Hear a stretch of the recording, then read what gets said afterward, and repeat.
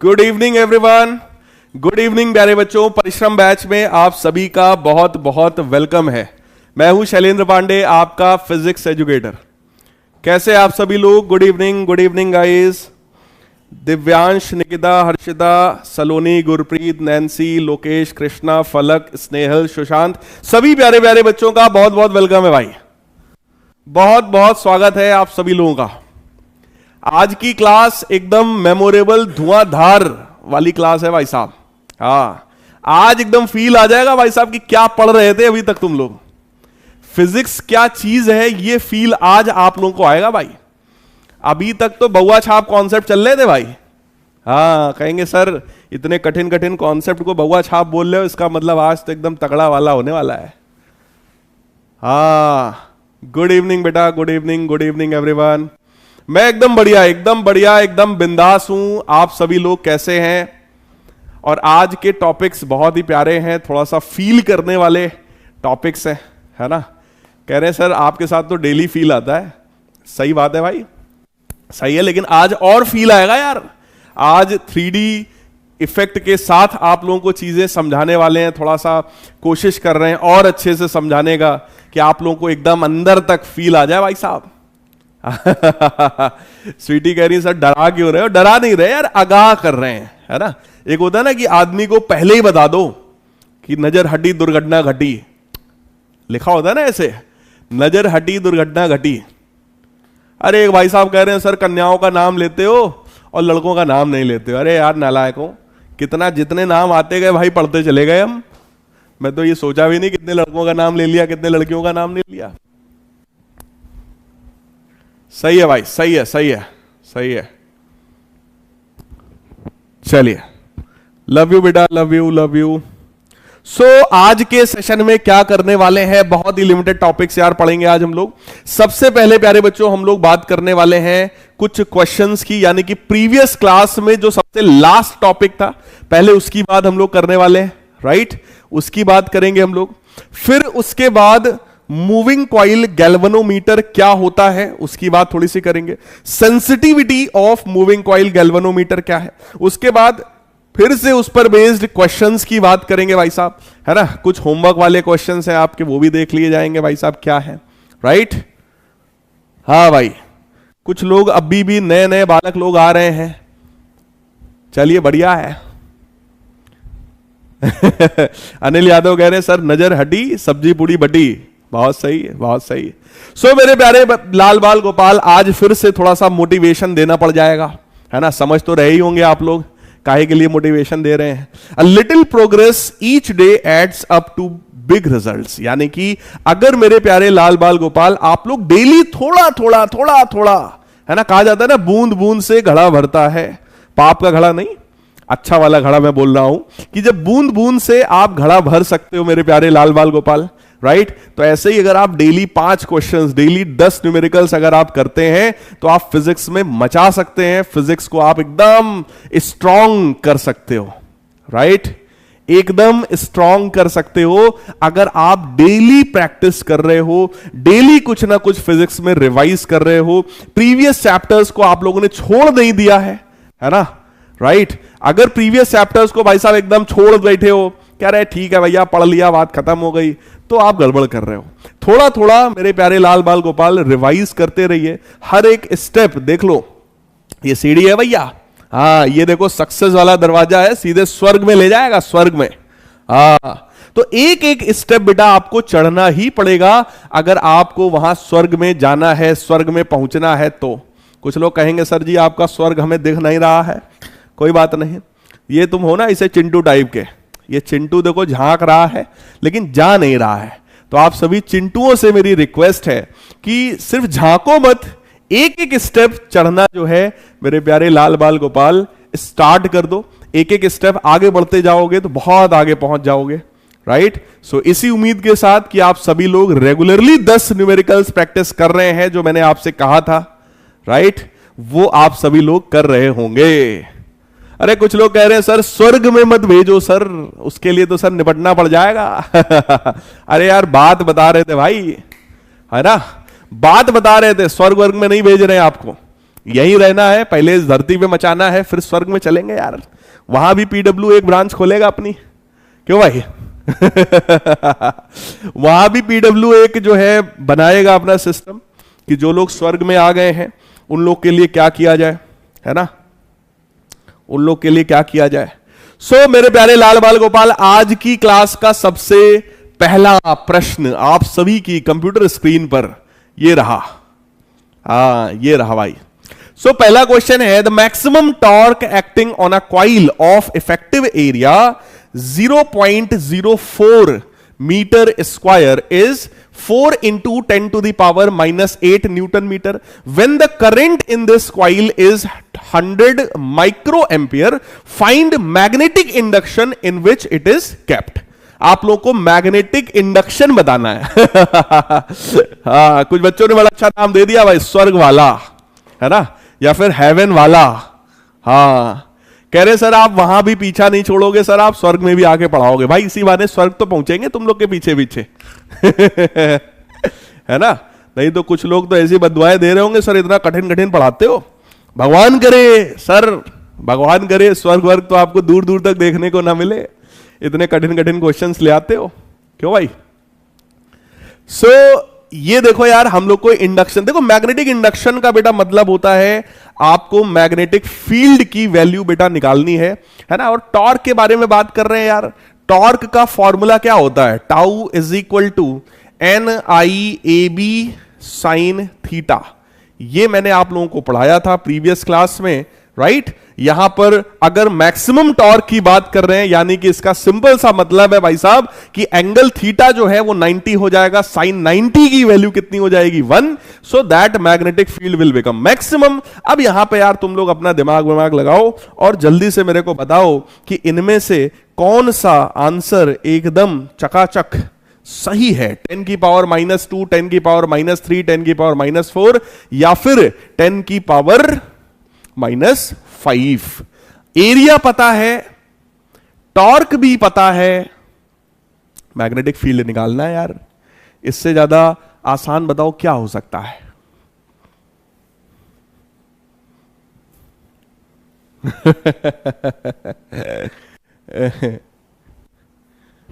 मनीष भाई ऐसी बात ना करो यार, तुम्हारी जान बहुत कीमती है बेटा। हंसी मजाक अपनी जगह है। जल्दी से मेरे प्यारे लाल बाल गोपाल, जल्दी से सॉल्व करिए। एकदम बउआ छाप क्वेश्चन है भाई, फॉर्मूला बेस्ड है, बउआ छाप।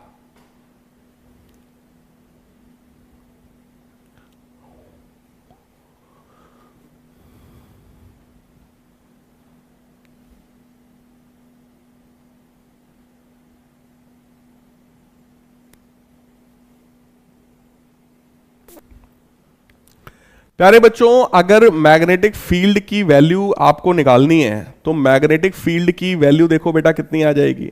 That will B maximum torque divided by, देखो नंबर ऑफ टर्न्स तो यहां पर कुछ है नहीं तो उसको मैं 1 मान ले रहा हूं, ठीक है, डिवाइडेड बाई IA। तो आप देख सकते हो टॉर्क की वैल्यू हमारे पास है 4 into 10 की पावर -8 डिवाइडेड बाई करंट की वैल्यू है बेटा 100 माइक्रो एम्पियर यानी 10 की पावर -6 और इफेक्टिव एरिया है प्यारे बच्चों 0.04, राइट। तो ये तुम्हारा बन जाएगा, ये देखो ये इसको कैंसिल करेगा और 100 आएगा, यानी कि 10 की पावर क्या बनेगा -6, ये भी कैंसिल हो जाएगा। तो ये बेटा 10 की पावर -2 टेस्ला आना चाहिए। मैग्नेटिक फील्ड की वैल्यू 10 की पावर -2 टेस्ला के बराबर आना चाहिए। So in my opinion first option is absolutely right, है ना। एकदम आसान सा क्वेश्चन है, लेकिन यार बताओ इसको भी केवल 40% बच्चों ने सही किया यार। बताओ क्यों गलत कर रहे हो यार तुम लोग? क्या प्रॉब्लम क्या है बेटा इसमें? समझ नहीं आता मुझे आप लोग का। एकदम सिंपल सा क्वेश्चन है यार, इससे ज्यादा आसान बताओ क्या हो सकता है? कल की क्लास का लास्ट टॉपिक प्यारे बच्चों यही था, tau is equal to NIAB sine theta. Simple सा फॉर्मूला था, है ना। और बस यार फॉर्मूला ही तो लगाना था भाई। नीलाक्षी, प्रथम, निशांत, मानव, निखिल, ये सभी बच्चों ने बहुत फास्ट सॉल्व किया है। वेरी गुड, बिल्कुल सही सॉल्व किया है। सो करेक्ट आंसर हमारा क्या निकल करके आ गया है, 10 की पावर -2, राइट, टेस्ला, राइट। कुछ बच्चे कह रहे हैं सर ये वेबर क्या होता है। प्यारे बच्चों, आप सबने इलेक्ट्रिक फ्लक्स पढ़ रखा था। इलेक्ट्रिक फ्लक्स का फॉर्मूला होता है ना, electric field into area into cos theta, है ना, इलेक्ट्रिक फ्लक्स। बिल्कुल उसी तरीके से हम लोग अभी आगे पढ़ने वाले हैं मैग्नेटिक फ्लक्स। मैग्नेटिक फ्लक्स का फॉर्मूला होता है B A cos theta, right, magnetic flux. और प्यारे बच्चों, मैग्नेटिक फ्लक्स का यूनिट होता है वेबर। मैग्नेटिक फ्लक्स का यूनिट होता है वेबर, जिसको इस तरीके से शॉर्ट फॉर्म में लिखा जाता है, राइट। एरिया का यूनिट होता है मीटर स्क्वायर। बोलो, बचपन से आपको पढ़ रखा है, आपने पढ़ रखा है, आपको पता है। तो यहां से मैग्नेटिक फील्ड का यूनिट आ जाएगा, यूनिट ऑफ मैग्नेटिक फील्ड निकल करके आ जाएगा, that is weber per metre square, है ना। तो मैग्नेटिक फील्ड का एक यूनिट अगर टेस्ला है तो उसका एक यूनिट मेरे प्यारे बच्चों वेबर पर मीटर स्क्वायर भी है। यहां भी वेबर पर मीटर स्क्वायर था, राइट है। क्या आप सभी लोगों को मेरी बात समझ में आ गई है प्यारे बच्चों? तुम लोग यार आपस में बातचीत ना किया करो यार, देखो आपस में बातचीत ना किया करो, मेरे से बातचीत किया करो, जो भी बातचीत करनी है आपको, है ना। हाँ, सही सलाह आपको हम ही देंगे इस क्लास में, ये बात समझ लीजिए। फॉर्मूला शीट बेटा अपलोड करा देंगे ठाकुर साहब, बिल्कुल करा देंगे, है ना। बातचीत मत करिए, सभी लोग ईमानदारी से क्वेश्चंस को सॉल्व करिए, नहीं तो चैट बंद कर दिया जाएगा यार, क्या फायदा, राइट। सो जरा यहां पर देखिए, नेक्स्ट क्वेश्चन हमारे पास क्या है। अगला क्वेश्चन है प्यारे बच्चों, calculate the torque on 100 turn rectangular coil of length 40 centimetre and breadth 20 centimeter carrying a current of 10 ampere when placed making an angle 60 degree with the magnetic field of 3 Tesla। देखो, number of turns भी पता है, length और breath पता है, मतलब area पता है हम लोग को, करंट भी पता है, एंगल भी गिवन है और मैग्नेटिक फील्ड भी हम लोगों को गिवन है। और हमसे कह रहे हैं कि भैया टॉर्क निकाल दो, राइट, टॉर्क निकाल दो। मेरे प्यारे लाल बाल गोपाल, टॉर्क का फॉर्मूला होता है NIAB साइन थीटा। टॉर्क का फॉर्मूला क्या होता है भाई? NIAB sine theta. इसी फॉर्मूले पर बेस्ड क्वेश्चन है बेटा, इसी फॉर्मूले पर बेस्ड क्वेश्चन है। फिर से पूरे 1 मिनट का समय आप सभी के पास है, जल्दी से जरा सॉल्व करिए। NIAB साइन थीटा, सारी वैल्यूज गिवन है, लेकिन थोड़ा ध्यान से करना, बस सारी वैल्यूज गिवन है, थोड़ा सा ध्यान से करिएगा।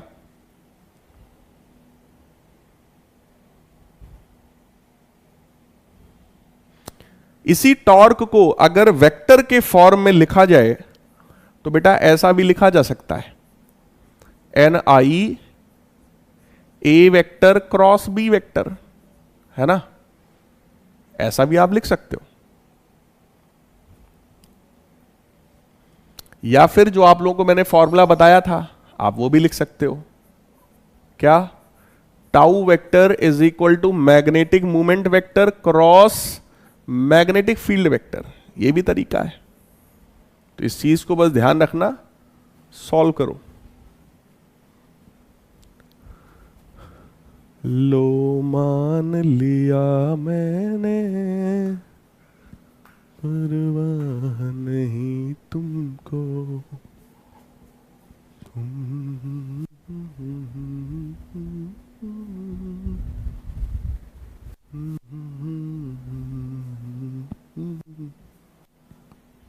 जल्दी से सॉल्व करिए। पोल नहीं आया है तो कमेंट में आंसर करो बेटा।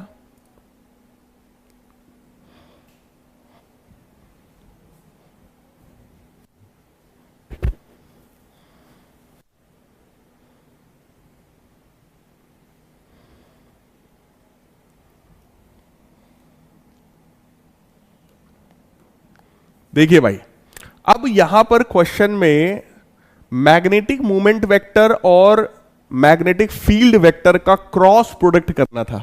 बेटा मैग्नेटिक मूवमेंट का डायरेक्शन वही होता है जो एरिया का होता है, राइट। क्वेश्चन में क्या कह रहे हैं, पढ़ो जरा। जो कॉइल है, rectangular coil, when placed making an angle 60 degree with the magnetic field, coil magnetic field के साथ 60 डिग्री अगर बना रहा है तो एरिया वेक्टर मैग्नेटिक फील्ड के साथ कितना एंगल बनाएगा बेटा? बताओ भाई। अगर कॉइल मैग्नेटिक फील्ड के साथ 60 डिग्री का एंगल बना रहा है, प्यारे बच्चों, ये मान लो रेक्टेंगुलर कॉइल इस तरीके का है। अगर ये कॉइल, ये रहा मान लो magnetic field, coil magnetic field के साथ अगर 60 डिग्री का एंगल बना रहा है तो मेरे प्यारे बच्चों एरिया वेक्टर कितना एंगल बनाएगा? भाई एरिया वेक्टर तो इस कॉइल के परपेंडिकुलर होगा ना, परपेंडिकुलर होगा ना, तो ये कितना बनाएगा? अगर ये एरिया वेक्टर है जो कि उस कॉइल के प्लेन के परपेंडिकुलर होगा तो प्यारे बच्चों ये कितना एंगल बनाएगा? ये वाला एंगल कितना है भैया? 30 डिग्री। ये वाला एंगल कितना होगा? 30 डिग्री, राइट? तो हमको यहां पर 30 एंगल लेकर के चलना है। नंबर ऑफ टर्न्स कितने हैं? 100। करंट कितना था भाई? 10 एम्पियर। एरिया कितना है? 40 सेंटीमीटर इंटू 20 सेंटीमीटर। सेंटीमीटर है इसलिए 10 की पावर -4 और कर रहा हूं।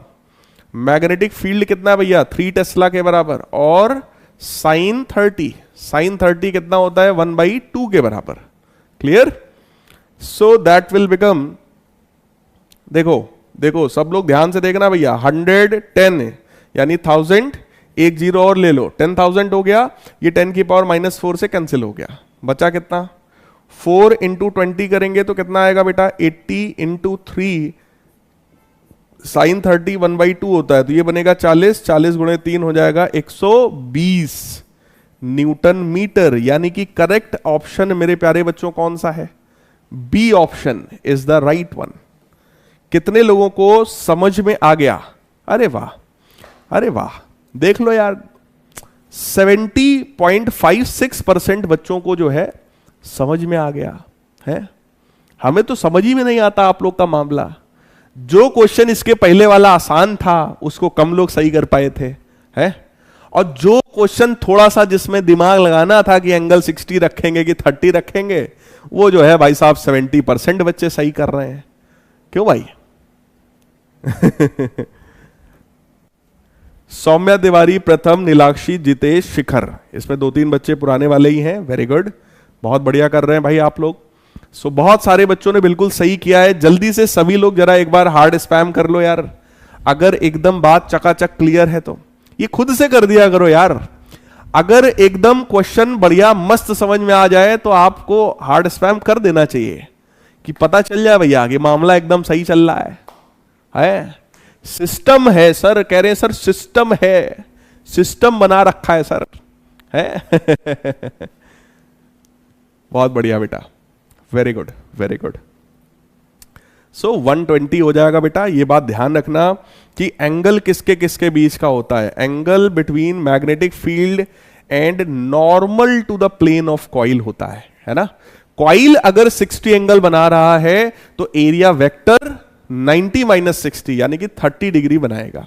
वही प्लेन ऑफ द कॉइल अगर मान लो वो आपका एंगल बना ले 50 डिग्री तो एरिया वेक्टर कितना बनाएगा? 40 डिग्री। ये बात ध्यान रखना, 90 माइनस करके बेटा एंगल निकलता है, वो एंगल को हम लोग यहां पर यूज करते हैं। और अगर क्वेश्चन में सीधे सीधे हम लोगों को दे दिया जाए कि नहीं भैया एरिया वेक्टर जो है 60 एंगल बना रहा है, तो उसको एज इट इज हम लोग यूज कर लेंगे, राइट? सो अब हमारा एक बहुत ही प्यारा सा क्वेश्चन आ गया है। हाँ, अभी आएगा ना मजा बेड़ू। सो जॉनी लीवर साहब भी आ गए हैं, देखते हैं कितने लोग क्वेश्चन सही कर पाते हैं। रुड़की का क्वेश्चन है, यानी कि कह सकते हो कि आईआईटी में आया हुआ क्वेश्चन है ना? पहले एग्जाम होता था रुड़की का, राइट? एक अच्छा थोड़ा सा बढ़िया क्वेश्चन है। A solenoid of length 0.4 metre, solenoid है जिसका लेंथ पता है, having 500 turns of the wire carries a current of 3 ampere। Solenoid में हमको लेंथ भी पता है, हमको नंबर ऑफ टर्न्स भी पता है, हमको करंट भी पता है। A thin coil having 10 turns of wire and of radius 0.01 meter carries a current of 0.4 ampere, है ना? एक कॉइल है भाई साहब, एक कॉइल है, उस कॉइल का हमें करंट भी पता है, नंबर ऑफ टर्न्स पता है, हमें उस कॉइल का रेडियस पता है।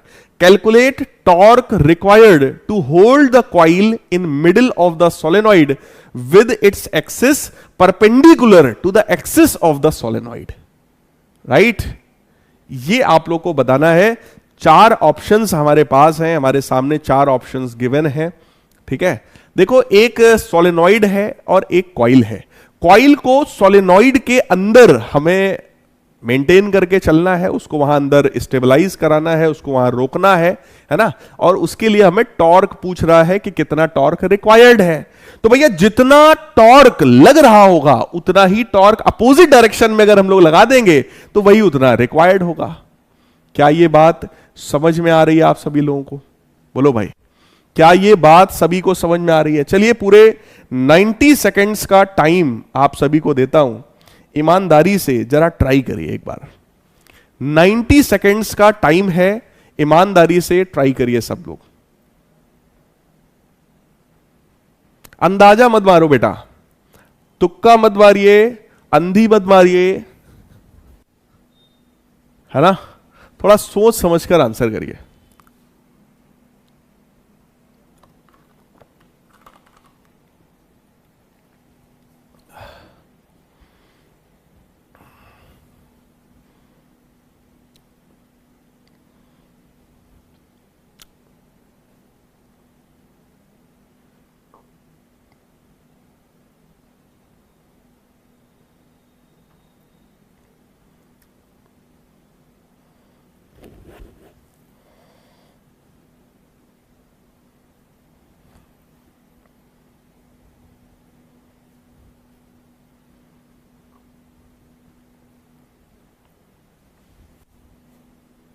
पांडे जी बहुत बहुत धन्यवाद।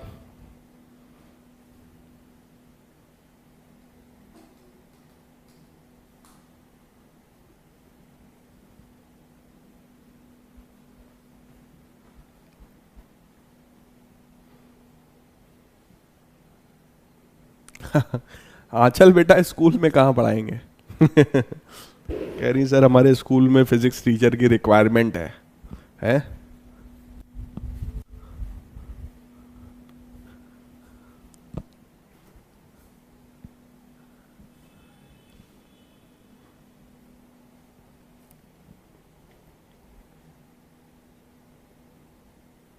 चलिए ठीक है।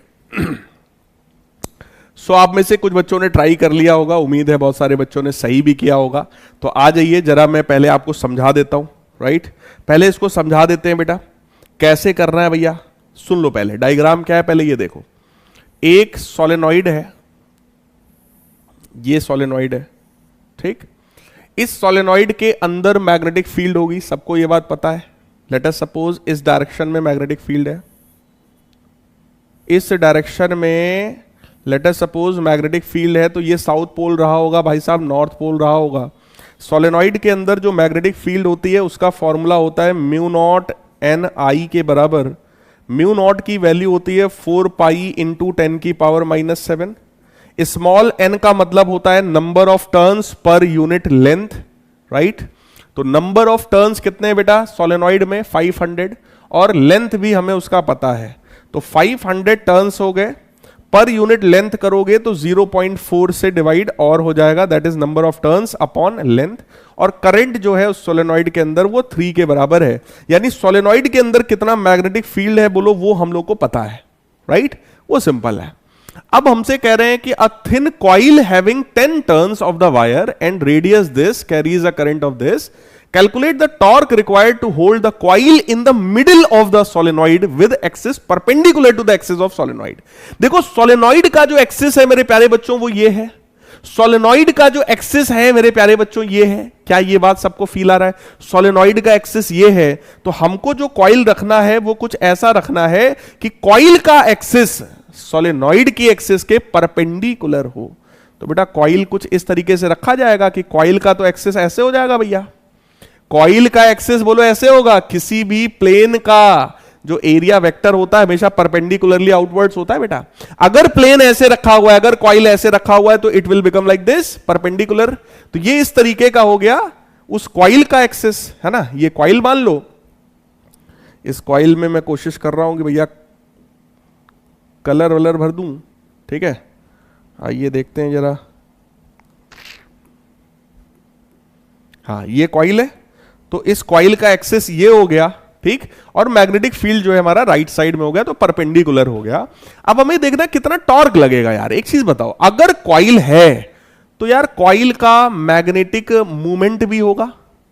कॉइल अगर है तो कॉइल का मैग्नेटिक मूवमेंट भी होगा। कॉइल का मैग्नेटिक मूवमेंट बोलो इस तरीके से परपेंडिकुलर होता है। मैग्नेटिक फील्ड बेटा राइट साइड में है ना। This is the direction of magnetic field, this is the direction of magnetic movement, और दोनों के बीच का एंगल भाई साहब कितना है, 90 डिग्री। तो क्या यहां पर टॉर्क हम लोग सिंपली निकाल सकते हैं? टॉर्क की वैल्यू कितनी आ जाएगी, tau is equal to M B sine theta, tau, है ना। मैग्नेटिक मूवमेंट का फॉर्मूला पिछली क्लास में मैंने आप सबको सिखाया था। मैग्नेटिक मूवमेंट का फॉर्मूला क्या होता है भाई, एन आई ए। तो कॉइल में नंबर ऑफ टर्न्स कितने थे, 10। कॉइल में करंट कितना था, 0.4 एम्पियर का। कॉइल का एरिया कितना था, अगर कॉइल का रेडियस पता है तो भाई साहब कॉइल का एरिया भी हमें पता है, pi R square, right. So this will become 4 pi into 10 की पावर -4, राइट। तो मैग्नेटिक मूवमेंट बेटा हमें पता है, दैट इज 4 पाई इंटू 10 की पावर -4। मैग्नेटिक फील्ड भी प्यारे बच्चों हम लोग को पता है, ये देखो मैग्नेटिक फील्ड भी हमें पता है।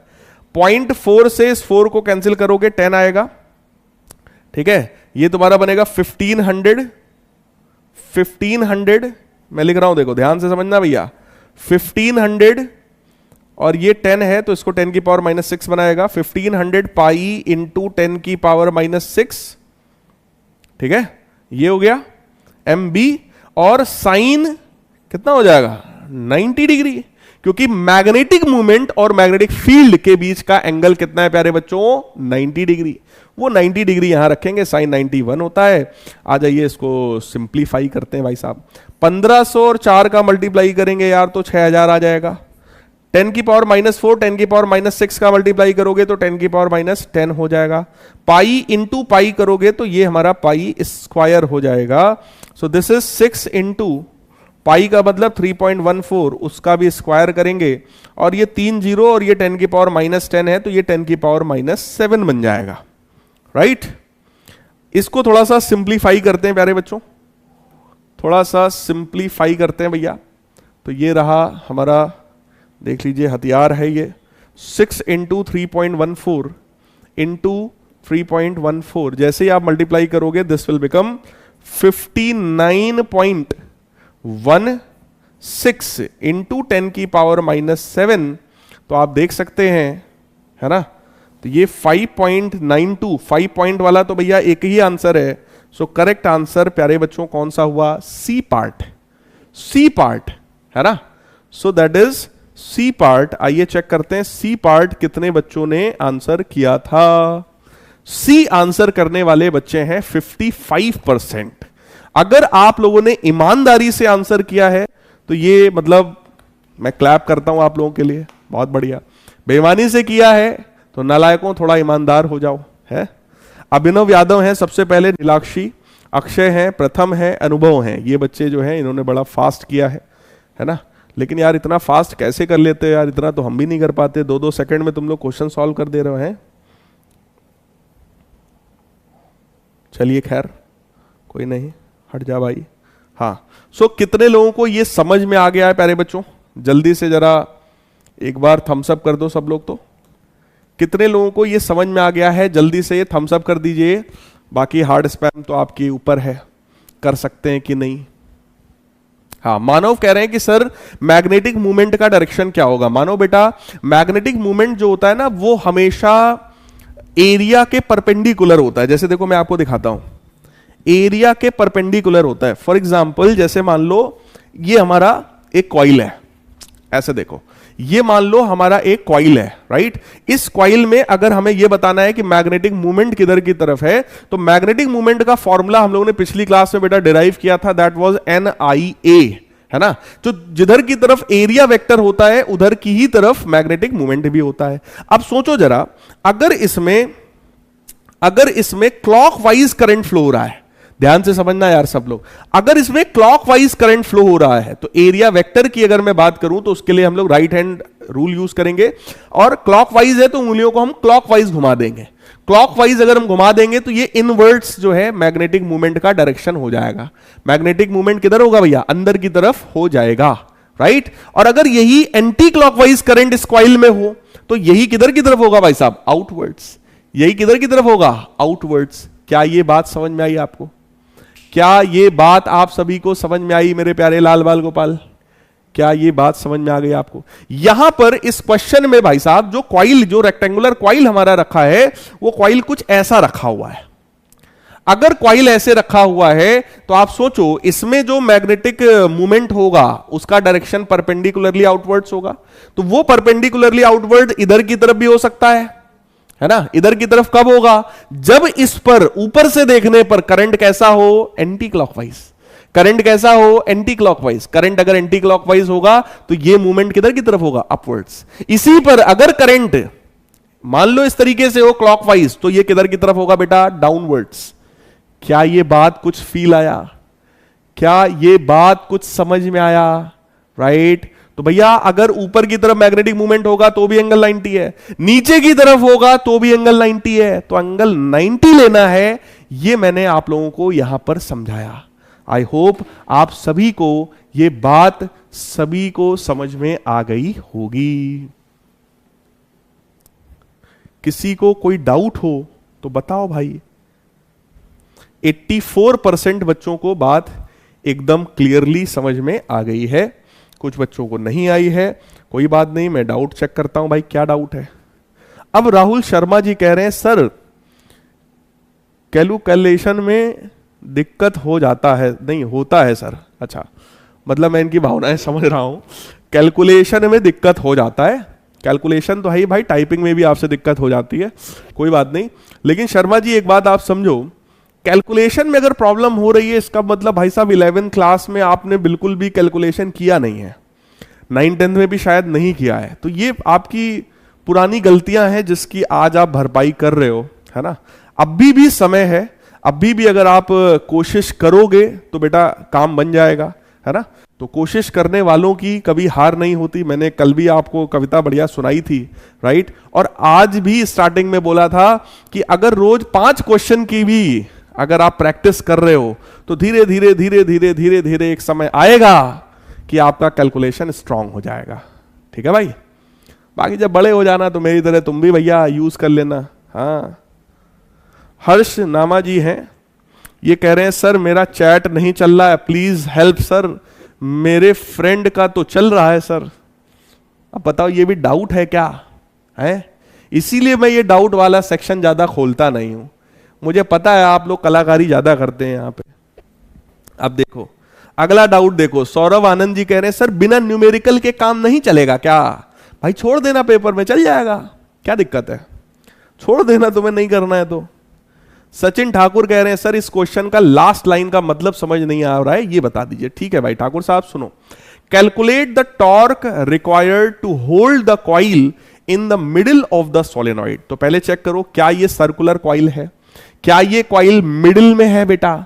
अगर ये मिडिल में है तो कह रहे हैं इस कॉइल को यहां इस पोजीशन में होल्ड करने के लिए कितना टॉर्क लगेगा, राइट। तो आपको यह सोचना चाहिए कि अगर मान लो ये इस कॉइल पर टॉर्क लग रहा हो जो कि इसको घुमाने की कोशिश कर रहा हो, तो हम लोग भी इस पर टॉर्क लगाएंगे और इसको हम रोकने की कोशिश करेंगे, राइट। तो हम इसको यहां पर रोकने के लिए टॉर्क लगाएंगे। मान लो ये क्लॉकवाइज घूमना चाहता होगा तो हम इसको एंटी क्लॉकवाइज रोकेंगे यार, है ना। तो जितना टॉर्क यहां पर आ रहा होगा उतना ही टॉर्क हमें भी लगाना पड़ेगा इसको रोकने के लिए, राइट है क्या? क्या ये बात अब आपको ठाकुर साहब समझ में आई है? सर जो ऊपर आते हैं वो या तो तुक्का लगाते हैं या उन्हें इसका आंसर पहले से पता होता है। सर मेरा आंसर सही निकलता है बट इतनी जल्दी नहीं। आशुतोष बेटा कोई दिक्कत नहीं है, ऊपर आने की जरूरत नहीं है, नीचे ही रहो आराम से, है ना, लेकिन सही करो, ठीक है। समीर कह रहे हैं सर परिश्रम 2.0 भी ले लें क्या? भाई आपके मन है, लेना चाहो ले लो, लेकिन एक बैच में हो तो मतलब मैं होता आपकी जगह तो शायद ना लेता, एक ही बैच में मेहनत करता यार, है ना। कोई दूसरा बैच होता, जेई का होता, नीट का होता, कुछ और होता तो समझ में आता यार, है ना। तो ऐसा कोई मतलब वो नहीं है। आशी कह रहे हैं सर क्वेश्चन में फॉर्मूला नहीं समझ में आता, कौन सा लगेगा? आशी बेटा एक बात सोचो, बहुत अच्छी चीज इन्होंने पूछी है, सर फॉर्मूला नहीं समझ में आता। आशी बेटा जब साफ बोल रहा है ना टॉर्क निकालो, टॉर्क निकालो, वो भी कॉइल की बात कर रहा है, कॉइल की बात कर रहा है। अब आपको यह सोचना चाहिए कि शैलेंद्र सर ने ऐसा कौन सा कॉन्सेप्ट पढ़ाया है जिसमें कॉइल हो और कॉइल का टॉर्क निकलवाया हो सर ने। एक ही फॉर्मूला है बेटा, एम बी साइन थीटा, वही लगेगा बस। तो क्वेश्चन को ध्यान से पढ़ो, है ना। अब बताओ रीशु राजपूत करे सर मेरा नाम ले लीजिए यार ये तुम लोग डाउट पूछते हो यार, क्या बताएं हम। अंकित यादव कह रहे सर क्वेश्चन नहीं समझ में आया। अंकित भाई पढ़ो 2 बार, क्वेश्चन समझ में आएगा यार। अब क्या बताएं यार तुम लोग, क्या। एक लोग पूछ रहे हैं सर मैग्नेटिक मूवमेंट क्या होता है, बहुत मारेंगे, ध्यान रखना। हाँ पिछली क्लास में इतना डिटेल में पढ़ाए हैं नालायक, आज की क्लास में पूछ रहा है कि होता क्या है? चलो भाई, सो जल्दी से एक बार हार्ड स्पैम कर दीजिए अगर अभी तक के क्वेश्चंस में थोड़ा सा फील आया है।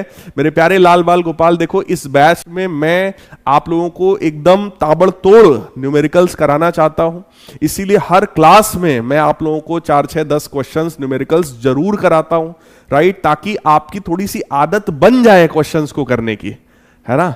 इसीलिए कराता हूं बेटा। हमें भी पता है कि जब हम लोग न्यूमेरिकल्स ज्यादा लेकर के आते हैं तो ऑब्वियस है आप बच्चों को ज्यादा दिक्कतें आएंगी, और जब दिक्कतें आएंगी तो आप लोग फिर डाउट्स भी पूछते हो, फिर बाद में लेक्चर पे भी कुछ बच्चे कमेंट कर देते हैं, कुछ लोग अपने सजेशन भी देने लग जाते हैं।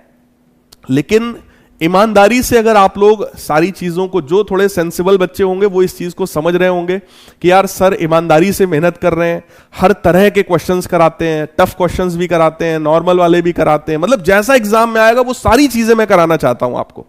लेकिन उसके लिए आप सभी का सपोर्ट भी चाहिए। ऐसा ना हो कि क्वेश्चंस मैं अच्छे लेवल के करा रहा हूं तो बहुत से लोग कहेंगे अरे यार वो तो टफ पढ़ाते हैं, कोई कहेगा हमको तो फिजिक्स आता ही नहीं है, हमसे तो न्यूमेरिकल होता ही नहीं है। भाई न्यूमेरिकल ना होना it is a very normal thing, ठीक है। बहुत सारे टीचर्स के साथ भी प्रॉब्लम हो जाती है, उनको भी न्यूमेरिकल फंस जाते हैं भाई, है ना। तो ऐसा कुछ नहीं है, आप भी मेहनत करोगे यार तो आने लगेगा, प्रैक्टिस से ही आता है, तो वो प्रैक्टिस आप भी करो, इसलिए मैं भी यहां पर करवाता रहता हूं, ठीक है। सचिन कह रहे हैं सर आप थ्योरी नहीं लिखवाते हो। यार सचिन भाई आप 12th क्लास में पहुंच गए हो, क्या अब मतलब जरूरी है क्या ये मैं गैल्वेनोमीटर अगर मैं मान लो लेके आया हूं, मुझे आज मान लो गैल्वेनोमीटर में बहुत सारी चीजें पढ़ानी है, तो क्या यार 12th क्लास में ये जरूरी है क्या कि मैं लिखूं, ऐसे लैंग्वेज को मैं लिखूं, लिख करके यार क्या टाइम ही तो वेस्ट होगा। एक बार डेरिवेशन कोई होता है तो समझ में आता है कि सर डेरिवेशन को लिख लिख करके पढ़ाइएगा, है ना। तो डेरिवेशन लिख लिख करके पढ़ाते हैं यार, बात सही है। अब galvanometer was discovered by kelvin, modified by this, है ना, इसको अमेरिकन टाइप गैल्वेनोमीटर भी बोलते हैं। अब बताओ क्या ये भी मैं लिखूं? क्या इतना समय आपके पास है? 1.5 घंटे होते ही तो आप लोग रोना शुरू कर देते हैं, सर ओवर करो ओवर करो ओवर करो। ईमानदारी से सोचो यार, है। मैं आप लोगों को वो चीज दे रहा हूं जो बेस्ट है, जो जैसे पढ़ाना चाहिए उसको वैसे ही पढ़ा रहे हैं बेटा। इसलिए ये सब सजेशंस देने की बजाय यार पढ़ने पर दिमाग लगाओ आप लोग बस। बाकी ये सब फालतू के सजेशंस मत दिया करो, सर ऐसे करो, सर वैसे करो, सर वैसे करो। तुम्हारे लिए जो बेस्ट है वो कर रहा हूं और वही करूंगा भी। तुम्हारे सजेशन से कोई बहुत फर्क नहीं पड़ता मेरे को, मैं वही करूंगा जो आपके लिए अच्छा है, ठीक है। और वो मेरे को पता है, 10 साल से पढ़ा रहा हूं, बहुत अच्छे से पता है कि बच्चे के लिए क्या रिक्वायर्ड है। और पढ़ने वाले सारे बच्चे खूब मस्ती से पढ़ रहे हैं, उनको इस बैच में बहुत मजा आ रहा है, उसमें कोई डाउट नहीं है। और वो लोग भर भर के प्यार देते हैं, हर लेक्चर की तगड़ी रेटिंग करते हैं, है ना। तो वो पता है भाई, राइट। उसके लिए बाकी सब लोगों से बस मैं यही रिक्वेस्ट करूंगा, और आपको बड़ा भाई होने के नाते यही समझ लो, आदेश भी, ऑर्डर भी यही करूंगा कि बेटा मन लगा के पढ़ो, फालतू की बातचीत से कुछ रखा नहीं है, राइट। चलो यार वापस आते हैं मेरे प्यारे लाल बाल गोपाल, है ना। वापस आते हैं और डिस्कशन करते हैं हम लोग किस चीज का, मूविंग कॉइल गैल्वेनोमीटर का, राइट। देखो जब आप लोग क्लास 10th में थे बेटा तो आप लोगों ने एक डिवाइस का नाम सुना होगा जिसका नाम है एमीटर। एमीटर का काम क्या होता है, करंट को मेजर करना। एक डिवाइस का नाम आपने सुना होगा वोल्ट मीटर। वोल्ट मीटर का काम होता है पोटेंशियल डिफरेंस को मेजर करना, राइट। लेकिन ये एमीटर और वोल्ट मीटर आखिर कैसे बनता है, किस डिवाइस के थ्रू हम लोग इसको बनाएंगे, वो डिवाइस का नाम है मूविंग कॉइल गैल्वेनोमीटर, राइट। किसी भी गैल्वेनोमीटर का बेटा काम होता है कि किसी भी सर्किट में करंट है या नहीं है, इस चीज को डिटेक्ट करना। जैसे आप लोग जब स्कूल में जाते हो तो रोज एक टीचर आता है ना, वो शायद वो आपकी क्लास टीचर होंगे या होंगी, जो आकर के आपका अटेंडेंस लेते हैं, ठीक है। अटेंडेंस लेने का काम उनका है कि भाई रोहित प्रेजेंट मैम, है ना, कोई भी है, मान लो Kapil Sharma present ma'am, right. तो जो टीचर है उसने अटेंडेंस लिया कि तुम प्रेजेंट हो या नहीं हो। सेम वही काम कौन करता है, गैल्वेनोमीटर। किसका अटेंडेंस लेता है, करंट का। सर्किट में करंट है या नहीं है, यह काम कौन करता है बेटा, गैल्वेनोमीटर, ये चेक करता है। क्लियर है? तो जरा पढ़िएगा, moving coil galvanometer was devised by Kelvin, मतलब इन्होंने सबसे पहला जो है उसको बनाया था, एंड मॉडिफाइड बाय, ये डी आर्सेनवल करके हम लोग पढ़ते हैं। देखो यार, ये हिस्ट्री वाली बात है, मैंने एक लाइन लिख दिया है, लेकिन ये फिजिक्स में पूछा नहीं जाता कभी भी। It is also known as American type galvanometer, कभी ऐसा वर्ड लिखा मिल जाए, हालांकि यूज नहीं करते हैं, बट फिर भी अगर कभी लिखा मिल जाए तो समझ जाना ये गैल्वेनोमीटर की ही बात हो रही, डरना नहीं है। It is a device used to detect small current flowing in the electric circuit. किसी भी सर्किट में जरा सा भी अगर करंट फ्लो हो रहा है तो उसको डिटेक्ट करने का काम, मेजर नहीं, डिटेक्ट करने का काम कौन करेगा, galvanometer. With suitable modifications this galvanometer can be converted into ammeter and volt meter. थोड़ा सा मॉडिफिकेशन अगर हम लोग कर देंगे तो यही गैल्वेनोमीटर करंट नापने के काम में आ जाएगा, यानी कि एमीटर में कन्वर्ट हो जाएगा। और थोड़ा कुछ और चेंज कर देंगे तो वो हमारा पोटेंशियल डिफरेंस मेजर करने के काम में आ जाएगा, यानी कि वो वोल्ट मीटर बन जाएगा, राइट। कुछ बच्चों का एक कंप्लेंट होता है कि सर आप बहुत डिटेल में पढ़ा देते हो और फिर लेक्चर ओवर होने के बाद एक एक घंटे तक सर हम लोग को 2-2 घंटे तक नोट्स बनाने में लग जाता है। बेटा आप लिख गलत तरीके से रहे हो ना, तो उसमें आपकी प्रॉब्लम है। अब जैसे मैंने तो यहां पूरी लैंग्वेज इसलिए लिखा कि भाई कुछ बच्चे ऐसे भी होंगे कहेंगे लो हमें समझ नहीं आया, इसलिए हमने पूरी लैंग्वेज लिख दिया। आपको अगर आपके ऊपर वाले माले में कुछ भी है तो आपको यह लिखना चाहिए कि भाई आपने हेडिंग लिखा मूविंग कॉइल गैल्वेनोमीटर, अब उसमें लिखो छोटा सा डिवाइस्ड बाय केल्विन। सबसे पहले किसने बनाया, केल्विन ने। फिर मॉडिफाइड बाय दिस अगली लाइन में। अमेरिकन टाइप गैल्वेनोमीटर, ये भी नाम होता है छोटा सा, वो भी लिख लिया। मनो लिखो ना मनो ना लिखो इसको, क्योंकि पूछा ही नहीं जाता। अब यहां पे जो 3 लाइनें लिखी हुई हैं उसमें काम का सिर्फ एक पॉइंट है, क्या, इसका यूज क्या है, to detect the presence of current. बस इतना लिख लिया, ये स्लाइड का काम खत्म। अब तुम लोग पूरा धर के छापोगे तो टाइम तो लगेगा भाई साहब, टाइम तो लगेगा ही लल्ला। अगर पूरा छापोगे तो यही दिमाग से करना है। अब पता चला सर ने डायग्राम लगा रखा, बस जूझ पड़े हम तो 3D डायग्राम बनाएंगे कॉपी पे, बनाओ फिर आराम से, क्या दिक्कत है। समझो बेटा, दिमाग से करो। चलिए मूविंग कॉइल गैल्वेनोमीटर के प्रिंसिपल पर लौट करके आते हैं प्यारे बच्चों कि इसका प्रिंसिपल क्या होता है। इसका प्रिंसिपल वही सिंपल सा फॉर्मूला है जो हम लोगों ने अभी पीछे पढ़ा था, that was the formula of torque, right. कोई भी करंट कैरिंग कॉइल है और अगर वो कॉइल मैग्नेटिक फील्ड में रखा हुआ है तो उसके ऊपर बेटा क्या लगेगा, टॉर्क लगेगा। और उस टॉर्क का फॉर्मूला क्या होता है, tau is equal to NIAB sine theta. Tau is equal to NIAB sine theta, सीधी सी बात है। यही इसका जो है बेसिक कॉन्सेप्ट है, बेसिक प्रिंसिपल है। जरा पढ़ो, a current carrying coil placed in magnetic field experiences a current dependent torque. जो टॉर्क है वो किस पर डिपेंडेंट है, करंट पर डिपेंडेंट है। और यहां पर हम लोग साफ साफ देख सकते हैं, this torque is directly proportional to current also.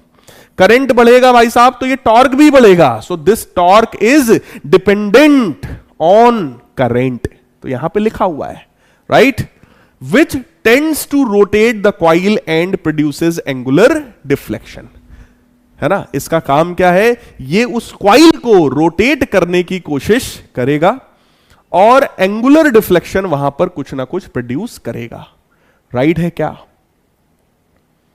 Clear है क्या, क्या ये कॉन्सेप्ट, ये लाइन समझ में आ गई आपको कि ये जो टॉर्क है वो NIAB साइन थीटा है। Torque directly proportional to current है, यानी कि ये जो टॉर्क है वो करंट पर डिपेंडेंट है। जितना ज्यादा करंट होगा भाई साहब ये उतना ज्यादा टॉर्क लगेगा, उतना ही ज्यादा ये रोटेट करेगा। अब यहां पर जरा सभी लोग मेरी बात को बहुत ही ध्यान से सुनेंगे, मैं आप सभी को समझाने की कोशिश कर रहा हूं। ये देखो एक बुकिश डायग्राम है मूविंग कॉइल गैल्वेनोमीटर का। इस मूविंग कॉइल गैल्वेनोमीटर में सबसे पहले देखो क्या होता है, टॉर्शन हेड होता है, ठीक। फिर यहां पर देखो इस तरीके से एक पूरा वायर ऐसे लगा हुआ है। ये वायर जो है वो फॉस्फर ब्रॉन्ज का एक वायर है, मटेरियल है फॉस्फर ब्रॉन्ज, उसका एक वायर है। कई बार यही पूछ दिया जाता है कि भाई फॉस्फर ब्रॉन्ज ये मटेरियल क्यों यूज करते हो, अभी आगे बताएंगे क्यों यूज करेंगे, ठीक है। तो ये इस तरीके से समझ लो एक कॉइल है और सॉरी वायर है, और यहां पर एक मिरर लगा हुआ है। कौन सा मिरर है, कॉनकेव मिरर। तो ये भी तुमसे पूछा जा सकता है कि गैल्वेनोमीटर में तुम कौन सा मिरर यूज कर रहे हो, राइट। फिर यहां पर जरा सभी लोग ध्यान से देखेंगे कि यहां पर हमारे पास एक कॉइल है। पहले तो मैग्नेट्स देख लो भैया, ये देखो मैग्नेट है, ठीक है, ये नॉर्थ पोल है और इधर की तरफ जो है वो साउथ पोल है, ठीक है। मैग्नेट्स आपको दिख रहे होंगे, नॉर्थ पोल और साउथ पोल, और उसके बीच में यहां पर जो है हमारा कॉइल है, उसके बीच में यहां पर हमारा कॉइल है, यानी कि मैग्नेट्स के बीच में कॉइल है, यानी कि मैग्नेटिक फील्ड में वो कॉइल रखा हुआ है। क्लियर है, मैग्नेटिक फील्ड में कॉइल रखा हुआ है। और नीचे यहां पर बेटा एक स्प्रिंग लगा हुआ है। नीचे क्या लगा हुआ है, स्प्रिंग लगा हुआ है, जिसको हेयर स्प्रिंग बोलते हैं, ठीक है। T1 और T2 ये दो पॉइंट्स हैं जिसके थ्रू आप इस गैल्वेनोमीटर को किसी सर्किट में जोड़ोगे। सर्किट में क्यों जोड़ेंगे भाई, चेक करने के लिए कि करंट है या नहीं है। किसी भी सर्किट में अगर करंट है या नहीं है उसको चेक करने के लिए हम लोग इस T1 T2 के थ्रू जोड़ेंगे सर्किट में।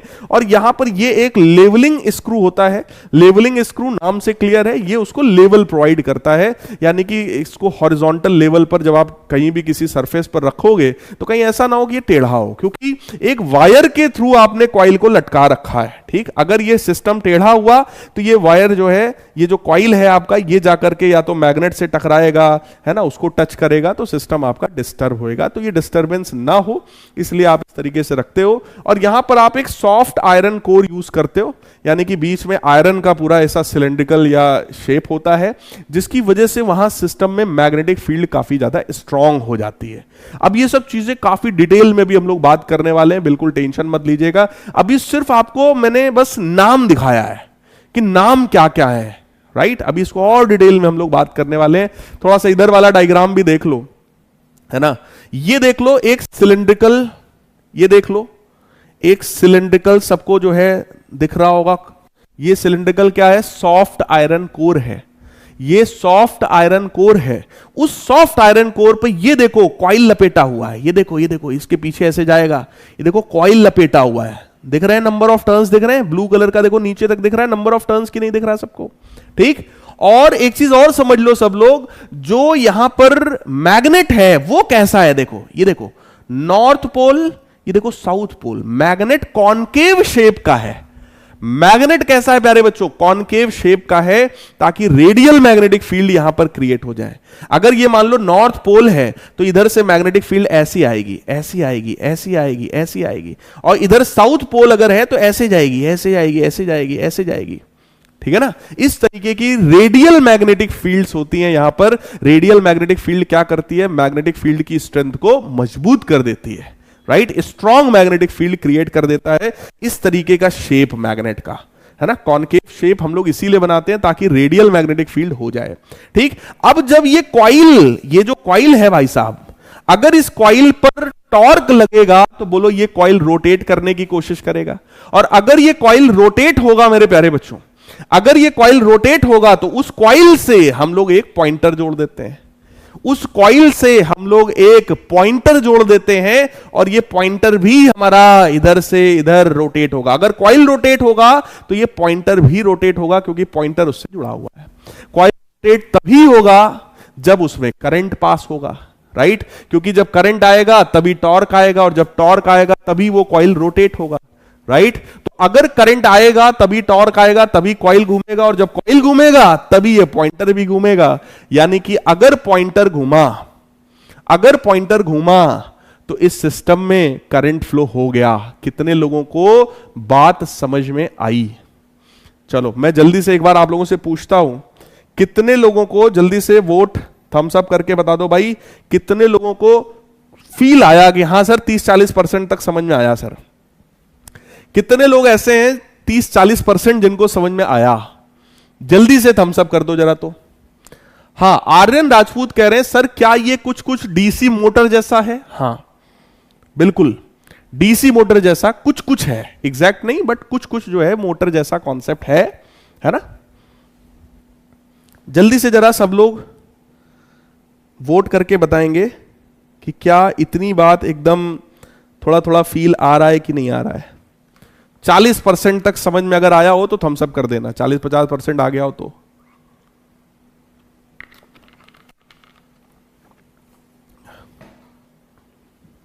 क्योंकि प्यारे बच्चों, अगर इस तरीके का डायग्राम देख करके आपको समझ में नहीं आ रहा है ना, तो 3D डायग्राम तो मैं दिखाऊंगा ही, वो तो मैं आपके लिए लेकर के आया ही हूं, लेकिन वो 3D जो है ना आपकी इमेजिनेशन पावर को वीक कर देगा। मतलब पर्सनली अगर मैं आपको बताऊं तो मैं 3D डायग्राम के थोड़ा सा मतलब मेरे को लगता है कि वो बच्चों की इमेजिनेशन को वीक कर देता है। चीजों को अगर मैं 3D समझा दूंगा यहां पर, है ना, चीजों को अगर मैं 3D आपको दिखा दूंगा तो आपको देखने में तो बड़ा मजा आएगा, अभी मैं दिखा भी रहा हूं आपको, लेकिन मेरे प्यारे बच्चों वो आपकी इमेजिनेशन पावर को बहुत वीक कर देगा। और अगर इतना समझकर, इतना जैसा दिख रहा है आपको, अगर ये देख करके 40-50% आपको चीजें समझ में आ गई हैं, तो आप फिर समझ जाओ कि 3D देख करके फिर आपको मजा आ जाएगा, ये गारंटी है।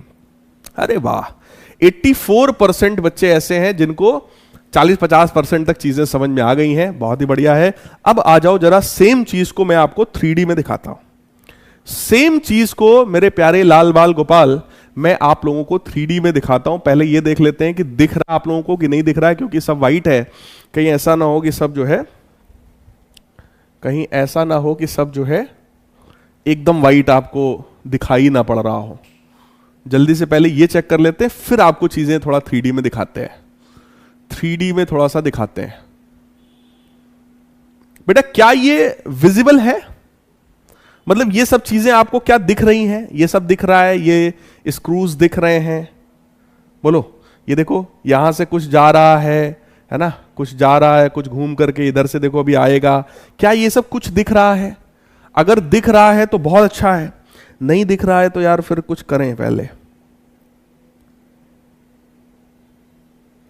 दिख रहा है तो एकदम सही है। अच्छा दिख रहा है, दिख रहा भैया, दिख रहा है बच्चों को, ठीक है। देखो जरा, देखो जरा, अब ओरिजिनल पे आओ यार, वो तो पीछे की चीज थी, है ना।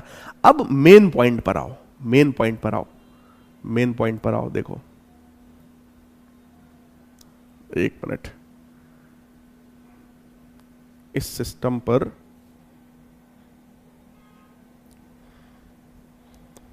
ये देखो जरा, कितने लोगों को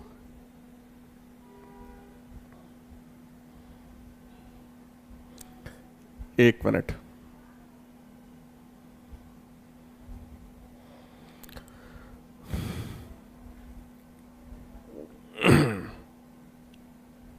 यस, हाँ भाई, अब देखो जरा,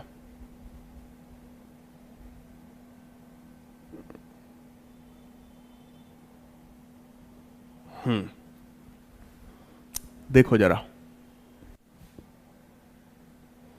एक मिनट यार, आप लोगों के लिए सोच रहे हैं थोड़ा सा जूम हो जाए। आई होप दिख रहा होगा, थोड़ा सा क्लियरली दिख रहा होगा। देखो जरा, अब इसके अंदर का मेरे प्यारे बच्चों कॉइल देखना कैसा है, इसी चीज का तुमको फील करना है, जिसके लिए मैं यहां पर जो है ये सब लेकर के आया हूं। अब ध्यान से सुनना मेरी बात। देखो बेटा, ये जो पोर्शन दिख रहा है ना, ये वाला जो पोर्शन दिख रहा है, ये वाला जो पोर्शन दिख रहा है, एक मिनट देखना, हाँ, ये वाला जो पोर्शन दिख रहा है, देखो ये वाला, देखो सब लोग ध्यान से देखो, ये वाला जो पोर्शन बेटा दिख रहा है, ये क्या चीज है? ये क्या चीज है बेटा? ये क्या चीज है? सॉफ्ट आयरन कोर, है ना, सॉफ्ट आयरन कोर। कुछ लोग कह रहे हैं सर लाइट बंद कर दो, ऐसा है क्या? लाइट बंद करने से कुछ विजिबिलिटी आ रही है क्या? लाइट बंद करने से कुछ विजिबिलिटी बढ़ रही है क्या? है ना, देखो जरा, ये जो है बेटा वो सॉफ्ट आयरन कोर है। उस सॉफ्ट आयरन कोर के ऊपर हम लोगों ने क्या किया, ये देखो, ये कॉइल है। सॉफ्ट आयरन कोर के ऊपर ये देखो, ये कॉइल है, ये कॉइल है, राइट? तो this coil is something like this, ये कॉइल है, ये रेक्टेंगुलर कॉइल है, this coil is something like this. और देखो कॉइल ऐसे ऐसे घूम रहा है, कॉइल देखो ऐसे ऐसे घूम रहा है, ऐसे ऐसे घूम रहा है, देखो कितना धीमे धीमे देखो ये कॉइल हमें घूमता हुआ दिखाई पड़ रहा है, ठीक है? और सभी लोग मैग्नेटिक फील्ड की डायरेक्शन को देखो, मैग्नेटिक फील्ड बेटा रेडियली इनवर्ट्स है, इस कॉइल के देखो जरा, रेडियली इनवर्ट्स है। और एक पॉइंट और सब लोग ध्यान से देखो, जब ये कॉइल ऐसा है तो भी मैग्नेटिक फील्ड इसके पैरेलल है, जब ये वाला कॉइल ऐसे ऐसे पहुंचेगा तो भी मैग्नेटिक फील्ड पैरेलल है, जब ये कॉइल ऐसे ऐसे पहुंचेगा तो भी मैग्नेटिक फील्ड उसके पैरेलल है। तो इस सिस्टम को बनाया ही ऐसा गया है कि यहां पर मैग्नेटिक फील्ड कॉइल के प्लेन के हमेशा, मेरे प्यारे बच्चों, हमेशा पैरेलल हो, राइट? हमेशा पैरेलल हो, इस तरीके का ये सिस्टम बनाया ही गया है। कितने लोगों को ये बात समझ में आई? जल्दी से जरा हार्ड स्पैम कर दीजिए। कितने लोगों को ये बात समझ में आई कि हां सर, पहली एक बात ये समझ में आ गई कि मैग्नेटिक फील्ड कैसी है, रेडियल मैग्नेटिक फील्ड है, अंदर की तरफ मैग्नेटिक फील्ड है। कितने लोगों को बात समझ में आ गई है? जल्दी से हार्ड स्पैम कर दो, हार्ड स्पैम कर दो, ठीक? और ये कॉइल किस तरीके से देखो घूम रहा है ना? कॉइल किस तरीके से घूम रहा है, इस चीज को भी सब लोग ध्यान से देख लो। और यहां पर एक चीज को फील करो कि अगर मैग्नेटिक फील्ड जैसे ऐसी है, ऐसी है, ऐसी भी है, ऐसी भी है, भाई रेडियल मैग्नेटिक फील्ड है ना, तो उस रेडियल मैग्नेटिक फील्ड की वजह से मेरे प्यारे लाल बाल गोपाल, ये कॉइल अगर ऐसी है ना तो मैग्नेटिक फील्ड भी इसी डायरेक्शन में है। ये कॉइल जब ऐसी हो जाएगी तो मैग्नेटिक फील्ड भी इसी डायरेक्शन में मिल जाएगी, जब ऐसा होगा तो मैग्नेटिक फील्ड भी इस डायरेक्शन में मिल जाएगा। क्या ये बात आप सभी को समझ में आ रही है? क्या ये बात आप सभी को मेरे प्यारे लाल बाल गोपाल समझ में आ रही है? जल्दी से सब लोग भाई हार्ड स्पैम करके बता देंगे, हार्ड स्पैम करके बता देंगे।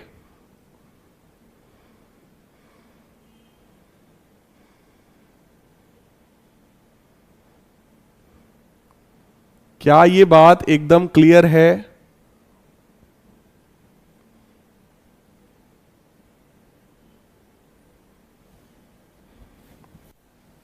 कुछ लोग लाइट ऑफ के चक्कर में हो गए हैं, लाइट ऑफ भी कर दिया भाई साहब हमने, देख लो। अगर लाइट ऑफ करने से कुछ क्लैरिटी आपको बढ़ रही है अगर, तो है ना?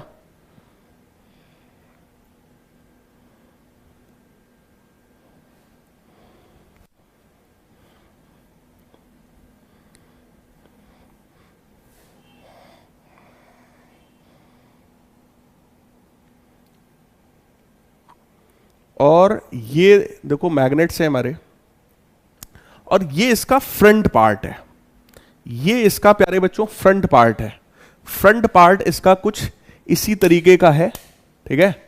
फ्रंट पार्ट जो है वो कुछ इसका इसी तरीके का है कि जब इधर से कुछ इलेक्ट्रॉन्स फ्लो हो रहे होंगे, करंट फ्लो हो रहा होगा सर्किट में, तो ये जो पॉइंटर है, ये पॉइंटर हमारा कुछ डिफ्लेक्ट हो जाएगा। पॉइंटर में देखो कुछ ना कुछ यहां पर डिफ्लेक्शन शो होने लग जाएगा, right?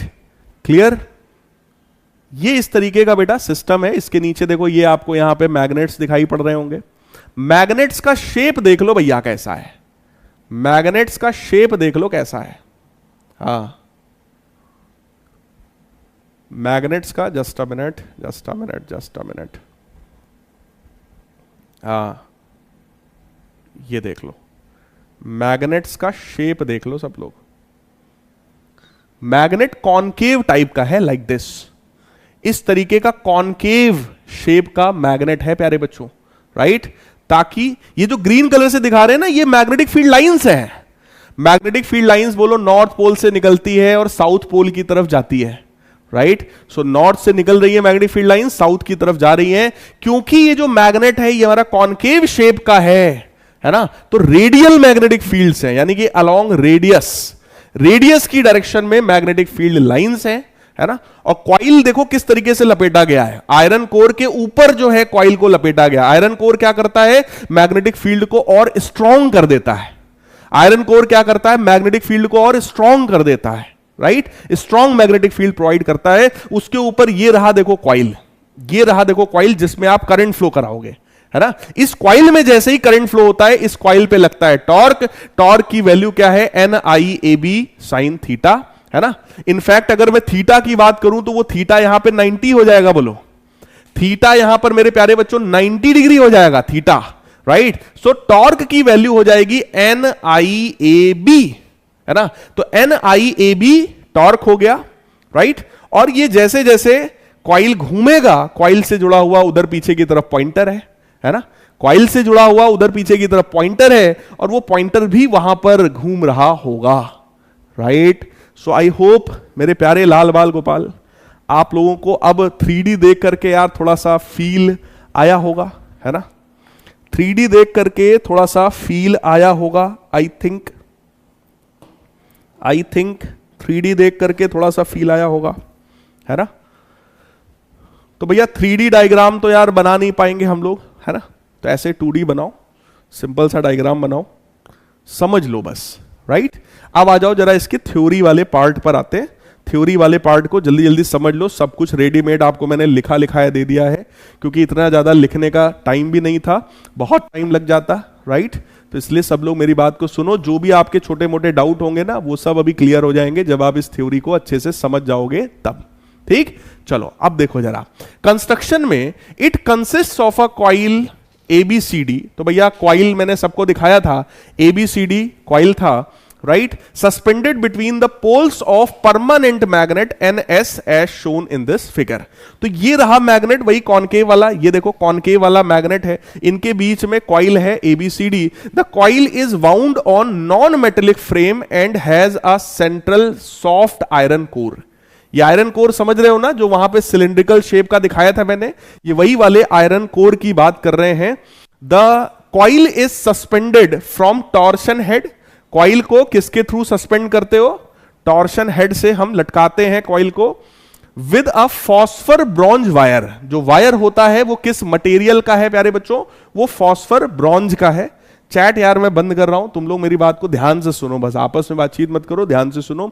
The other end of the coil is attached to hair spring, यानी कि यहां नीचे बहुत ही पतला सा स्प्रिंग होता है, उस स्प्रिंग से अदर एंड जो है वो वायर का जुड़ा हुआ है। A small concave mirror is attached to the suspension wire. इसमें एक छोटा सा जो है कॉनकेव मिरर यहां पर हम लोग वायर में जोड़ देते हैं। The whole arrangement is enclosed in non magnetic case to avoid disturbance due to air. पूरा का पूरा जो सिस्टम है, पूरा का पूरा सिस्टम देखो इस तरीके से पैक्ड होता है कि इसमें बाहर से कहीं से एयर ना आ जाए जो कि इस सिस्टम को डिस्टर्ब ना करे।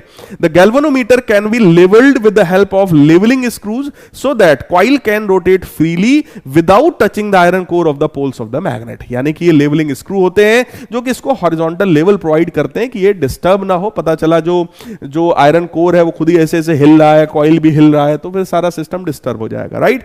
To connect the galvanometer in the circuit binding screw T1 and T2 are provided. अगर इसको सिस्टम में जोड़ना है तो वो T1 और T2 इस तरीके से बाइंडिंग स्क्रूज हैं, इनको हम सिस्टम में ले जाकर के कनेक्ट कर देंगे, राइट। आई होप ये थ्योरी आपको समझ में आया होगा। और थोड़ी आगे की बात सुनो, इस डायग्राम में मैंने एक बार फिर से मैंने आप लोगों को समझाने की कोशिश किया है, राइट। ये अब 3D दिखाने की कोशिश किया है, बट डायग्राम आपके सामने अगर कॉपी पे बना है तो ऑब्वियस है वो है तो 2D, है ना। तो आप लोग इसको बना सकते हो अपनी कॉपी पर, और ये आसान है, लेकिन फील आप लोग को अब थोड़ा ज्यादा आ रहा होगा कि ये देखो ये हमारा नॉर्थ पोल है, ये साउथ पोल है, मैग्नेट किस तरीके का है बहुत ध्यान से देख लो। ये क्या है, ये वही सॉफ्ट आयरन कोर है, और ये कॉइल है, ये कॉइल है। ये कॉइल फील आ रहा है ना, ये कॉइल का फील आ रहा है ना, ऐसा कॉइल है, ऐसा कॉइल है, ऐसा ऐसा कॉइल है, ऐसा ऐसा रेक्टेंगुलर कॉइल है, फील आ रहा है ना, ठीक। अब यहां पर सॉफ्ट आयरन कोर है, देखो मैंने बताया था, यूनिफॉर्म रेडियल मैग्नेटिक फील्ड है, ये सारी चीजें आपको सब पता है, ठीक। अब पढ़ो, cylindrical soft iron core is mounted symmetrically between the concave poles of the horseshoe magnet. इस मैग्नेट का नाम क्या है भैया, horseshoe magnet. This makes the line of the force pointing along the radii of the circle, such a field is called radial field. तो इस तरह का ये जो फील्ड है ये फील्ड जो है इस तरीके का, ये फील्ड रेडियल फील्ड कहलाता है, जो कि नॉर्थ से चेक कर लो रेडियली साउथ की तरफ मूव कर रहा है, तो ये रेडियल फील्ड होता है। The plane of the coil rotating in such a field maintains remains parallel to the field in all positions. Very important point. Coil का जो प्लेन है वो हमेशा मैग्नेटिक फील्ड के साथ कैसा है बेटा? पैरेलल है। चेक करो, जब कॉइल ऐसा था तो भी मैग्नेटिक फील्ड, क्योंकि रेडियल मैग्नेटिक फील्ड है तो भाई कोई मैग्नेटिक फील्ड इधर से निकली होगी, इधर की तरफ जा रही होगी, तो उसके साथ पैरेलल हो गया। जब यही कॉइल ऐसा हुआ तो भी पैरेलल है, यही कॉइल ऐसा हुआ तो भी पैरेलल है। क्या ये बात समझ रहे हो? पैरेलल कॉइल का जो प्लेन है मेरे प्यारे बच्चों, कॉइल का जो प्लेन है, plane of the coil is parallel to magnetic field. तो क्या आप लोग कमेंट करके बता सकते हो कि एरिया वेक्टर, कॉइल का एरिया वेक्टर और मैग्नेटिक फील्ड कितना एंगल बना रहा होगा? जल्दी से कमेंट करो जरा, अगर समझ आया होगा तो सही कमेंट करोगे। क्वेश्चन सुनो मेरी बात, कॉइल का जो प्लेन है वो मैग्नेटिक फील्ड के साथ पैरेलल है, तो एरिया वेक्टर कॉइल के साथ कितना एंगल बनाएगा? Sorry, area vector magnetic field के साथ कितना एंगल बनाएगा?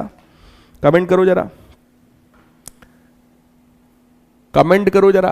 यस, सबसे पहले यशिका या तमन्ना बच्चे हैं, इन्होंने बिल्कुल सही जवाब दिया है 90 डिग्री। तो आप सभी को फील आया, बहुत बढ़िया बात है भाई। सो 90 डिग्री का एंगल बेटा बनेगा, साइन 90 वाला बवाल खत्म हो जाएगा। भैया टॉर्क की वैल्यू क्या होती है? NIAB sine theta. अब वो साइन 90 हो जाएगा, साइन 91 होता है, तो हम एंगल वाले बवाल से ही बच गए। रेडियल फील्ड होने का सबसे बढ़िया फायदा यही है कि आप एंगल के बवाल से बच गए, नहीं तो साइन 30 होता, साइन 60 होता, साइन 45 होता, तो वो थोड़ा सा कठिन हो जाता हमारे लिए, राइट? तो भैया ये हो गया कि प्लेन ऑफ कॉइल जो है वो हमेशा फील्ड के पैरेलल होगा। सॉफ्ट आयरन सिलेंडर कोर जो हम यूज करते हैं, due to high permeability, permeability high होता है, intensify the magnetic field and hence increases the sensitivity of the galvanometer. तो हम लोग जो यहां पे सॉफ्ट आयरन कोर यूज करते हैं, उस सॉफ्ट आयरन कोर की वजह से मैग्नेटिक फील्ड स्ट्रांग हो जाती है। ठीक, देखो बेटा, जैसे अगर मैं आपको इलेक्ट्रिक फील्ड का याद दिलाऊं, अगर वैक्यूम की बात हम लोग करते हैं तो वहां पर कांस्टेंट क्या था? 1/4 पाई एप्सिलॉन नॉट वैक्यूम में, राइट? किसी मीडियम में जब बात कर रहे थे तो वहां पर वही क्या लिख रहे थे? 1/4 पाई एप्सिलॉन। क्लियर? ये जो एप्सिलॉन था, इस एप्सिलॉन के बारे में बाद में बताया गया कि भैया ये एप्सिलॉन नॉट इंटू के होता है, और इस के को हम लोग डाइलेक्ट्रिक कांस्टेंट बोलते हैं, या फिर इसी को रिलेटिव परमिटिविटी भी कहते हैं। इसी को रिलेटिव परमिटिविटी भी कहा जाता है, के को। बिल्कुल इसी तरीके से मैग्नेटिज्म में जो कांस्टेंट है वो μ0/4 पाई है। मैग्नेटिज्म में जो कांस्टेंट है वो μ0/4 पाई है, लेकिन μ0 कब यूज होगा? जब वैक्यूम की बात करेंगे, राइट? अगर वैक्यूम की जगह सॉफ्ट आयरन कोर यूज कर दिया जाएगा तो बोलो हमें भी μ/4 पाई यूज करना पड़ेगा। जहां जहां अभी तक तुमने मैग्नेटिक फील्ड निकाला है और फॉर्मूले में μ0 लिखा था, इसका मतलब वहां पर क्या था? वैक्यूम था। अगर वहां वैक्यूम की जगह कोई मीडियम आ जाए बेटा, तो हम भी μ/4 पाई लिखेंगे। म्यू का मतलब परमिएबिलिटी ऑफ द मीडियम, और परमिएबिलिटी ऑफ द मीडियम का वैल्यू क्या है? म्यू की वैल्यू क्या है? तो mu is equal to μ0 into μr। जैसे एप्सिलॉन था ना, एप्सिलॉन नॉट इंटू के, बिल्कुल वैसे ही म्यू होता है μ0 इंटू μr, जहां पे μ0 आपको पता है वैक्यूम का परमिएबिलिटी, μr का मतलब होता है relative permeability, right? Next chapter में भी काफी डिटेल में इन चीजों की बात करेंगे। देखो, इससे यह पता चलता है कि मैग्नेटिक फील्ड जिसके फॉर्मूले में μ0 हमेशा न्यूमरेटर में आता था, मैग्नेटिक फील्ड जितनी भी तुमने निकाली है μ0 चेक कर लो, हमेशा न्यूमरेटर में ही आया है। ठीक उस μ0 की वजह से जब आपने सॉफ्ट आयरन कोर यूज किया तो μr का मल्टीप्लाई और हमने किया, जिसकी वजह से मैग्नेटिक फील्ड बढ़ गया, मैग्नेटिक फील्ड स्ट्रांग हो गया। क्या ये बात समझ में आप लोगों को आ रही है? क्या ये बात आप सबको समझ में आ गई? राइट? तो उससे मैग्नेटिक फील्ड इंटेंसिफाई हो जाता है, यानी कि इंक्रीज हो जाता है, और सेंसिटिविटी भी जो है इसका वो बढ़ जाता है। चैट को बंद कर रहे हैं, आगे की बात को मेरी ध्यान से आप लोग सुनिए। ठीक, अब देखो जरा, देखो कोई भी कॉइल को जब मैग्नेटिक फील्ड में रखते हो तो उसके ऊपर टॉर्क लगता है। टॉर्क का फॉर्मूला हम सबको पता है, that is NIAB sine theta. Sine 90 हो गया, ये भी सबको फील आ गया था, सब आप ही लोगों ने कमेंट करके बताया था साइन 91 होता है। तो फॉर्मूला क्या बन जाएगा? NIAB फॉर्मूला क्या बनेगा, NIAB। तो वो जो कॉइल होगा उस कॉइल पर टॉर्क जनरेट होगा, और ये जो टॉर्क है ये डिफ्लेक्टिंग टॉर्क कहलाएगा। ये वही कहानी लिखी हुई है ना, कि टॉर्क क्यों आया, कहां से आया, तो ये सब हम लोग पिछली क्लास में खूब पढ़ चुके हैं कि टॉर्क की वैल्यू NIAB sin थीटा कहां से आई थी, राइट, ये सबको पता है। अब अगर टॉर्क लगेगा, है ना, तो कॉइल रोटेट होगा। कॉइल अगर रोटेट होगा तो ड्यू टू इनर्शिया कॉइल में अपोजिंग टॉर्क भी आएगा भैया, है ना, कॉइल में अपोजिंग टॉर्क भी आएगा, जिसको हम लोग रीस्टोरिंग टॉर्क कहते हैं। तो मेरे प्यारे बच्चों, the torque deflects the coil, torque लगेगा तो कॉइल डिफ्लेक्ट होएगा। कितना एंगल घूमेगा कॉइल, मान लो अल्फा एंगल घूमेगा। A restoring torque is set up in the coil due to elasticity of the spring. आपको याद होगा नीचे हम लोगों ने एक पतला सा स्प्रिंग यूज किया था। स्प्रिंग क्या करता है, अगर वो कॉइल घूमेगा तो स्प्रिंग उसको वापस लाने की कोशिश करेगा। भाई कॉइल अगर घूम रहा है तो स्प्रिंग क्या कर रहा है, स्प्रिंग अपोजिट डायरेक्शन में टॉर्क लगाता है और उसको वापस लाने की कोशिश करता है। तो स्प्रिंग की वजह से जो टॉर्क प्रोड्यूस होगा उस टॉर्क का नाम क्या है, रीस्टोरिंग टॉर्क। उस टॉर्क का नाम क्या है, restoring torque, right, restoring torque. और एक चीज को और ध्यान से देखो 3D वाले इस डायग्राम में प्यारे बच्चों, ये जो कॉइल है इस कॉइल को जरा देखो कैसे घूम रहा है। देखो यहां तक घूमा घूमा घूमा, एंटी क्लॉकवाइज देखो अभी घूम रहा है, ठीक, एंटी क्लॉकवाइज घूम रहा है, एंटी क्लॉकवाइज घूम रहा है, लेकिन अब वापस देखो क्लॉकवाइज घूमने लगा, राइट। तो ये जब कॉइल एंटी क्लॉकवाइज घूमता है तो स्प्रिंग उसको वापस से क्लॉकवाइज घुमाने की कोशिश करता है। जब ये फिर पता चला इस पोजीशन में पहुंच गया तो अब वो वापस से उसको देखो ऐसे ऐसे घुमाने की कोशिश करेगा। तो स्प्रिंग जो है इसको पूरी तरीके से घूमने नहीं दे रहा है। स्प्रिंग क्या करता है, इसके मोशन को रेस्ट्रिक्ट करता है। तो स्प्रिंग यहां पर क्या प्रोड्यूस कराएगा प्यारे बच्चों, स्प्रिंग क्या प्रोड्यूस कराएगा, restoring torque. That restoring torque is directly proportional to angle alpha. जितना ज्यादा कॉइल घूमेगा उस पर रीस्टोरिंग टॉर्क भी उतना ही ज्यादा लगेगा। So that restoring torque is equal to K times alpha. भाई प्रोपोर्शनलिटी हटाओगे तो एक कांस्टेंट आ जाएगा। सो रीस्टोरिंग टॉर्क की वैल्यू कितने के बराबर हो गई, K टाइम्स अल्फा के बराबर। K क्या है भैया, टॉर्शन कांस्टेंट। K क्या है, स्प्रिंग का कांस्टेंट कह लो या फिर टॉर्शन कांस्टेंट कह लो। K क्या है, टॉर्शन कांस्टेंट। क्लास 11th में आपने पढ़ रखा है ट्विस्ट, टॉर्शन, इन चीजों के बारे में। तो ये टॉर्शन कांस्टेंट है, सीधे सीधे कांस्टेंट है, हर मटेरियल के लिए इसकी वैल्यू आपको दे दी जाएगी क्वेश्चन में। अल्फा क्या है, जितने एंगल से वो कॉइल घूमा है। अगर वो कॉइल 30 डिग्री घूम गया तो अल्फा 30 डिग्री है, राइट। रीस्टोरिंग टॉर्क आप समझ ही रहे हैं, ये उसको उल्टा घुमाएगा, है ना। That is torque required to produce unit angular twist. यानी कि उस कॉइल को केवल 1 डिग्री घुमाने के लिए जितना टॉर्क रिक्वायर्ड है वही टॉर्शन कांस्टेंट कहलाता है। What is torsion constant, it is the torque required for 1 degree rotation of the coil. Coil को केवल 1 डिग्री रोटेट कराने के लिए जो टॉर्क रिक्वायर्ड है वही टॉर्शन कांस्टेंट होता है प्यारे बच्चों। अब इक्विलिब्रियम कब आएगा, इक्विलिब्रियम का मतलब जो अभी मैंने 3D में आपको दिखाया कि ये कैसे पोजीशन आएगा कि पहले घूम रहा है फिर वापस आ जा रहा है, फिर घूम रहा है फिर वापस आ जा रहा है। ये सीन तब बन पाएगा जब रीस्टोरिंग टॉर्क और बेटा डिफ्लेक्टिंग टॉर्क आपस में बराबर हो जाए, राइट। रीस्टोरिंग टॉर्क किसकी वजह से था, स्प्रिंग की वजह से था जिसकी वैल्यू K अल्फा थी। और डिफ्लेक्टिंग टॉर्क किसकी वजह से था, करंट की वजह से, है ना, करंट कैरिंग कॉइल की वजह से। तो वो कितना था, NIAB की वजह से। तो प्यारे बच्चों K अल्फा NIAB के बराबर हो जाएगा। यहां से अल्फा की वैल्यू निकल करके कितनी आएगी, अल्फा की वैल्यू कितनी निकल करके आएगी, NBA upon K times I, NBA upon K times I, right. So alpha will is directly proportional to current। NBA upon K सब कांस्टेंट है। N क्या है, number of turns of the coil, B magnetic field, A area of the coil, K क्या है, torsion constant of the spring, right. ये सारी चीजें constant है प्यारे बच्चों। तो alpha is directly proportional to current, alpha directly proportional to current. अगर ये फॉर्मूला, ये कंडीशन समझ में आई है, जल्दी से हार्ड स्पैम करो, पूरी ताकत से हार्ड स्पैम करो, ताकि पता चलना चाहिए कि हाँ भाई बच्चे सच में पढ़ रहे हैं, सच में सुन रहे हैं, समझ रहे हैं। सीधा सा कॉन्सेप्ट यहां पर यही है कि जो डिफ्लेक्टिंग टॉर्क है ना, डिफ्लेक्टिंग टॉर्क आपका और रीस्टोरिंग टॉर्क दोनों बराबर हो जाए बस। है ना। तो NIAB था करंट की वजह से टॉर्क, और K अल्फा था स्प्रिंग की वजह से टॉर्क। ये दोनों अगर बराबर हो गए आपस में तो बस यही कंडीशन है गैल्वेनोमीटर का, यही कंडीशन है गैल्वेनोमीटर का। अब यहां से अगर हमारा मन होगा तो हम K की वैल्यू निकालेंगे, यहां से मन होगा हम करंट की वैल्यू निकालेंगे, यहां पे मन होगा तो हम अल्फा की वैल्यू निकाल लेंगे भैया, है ना।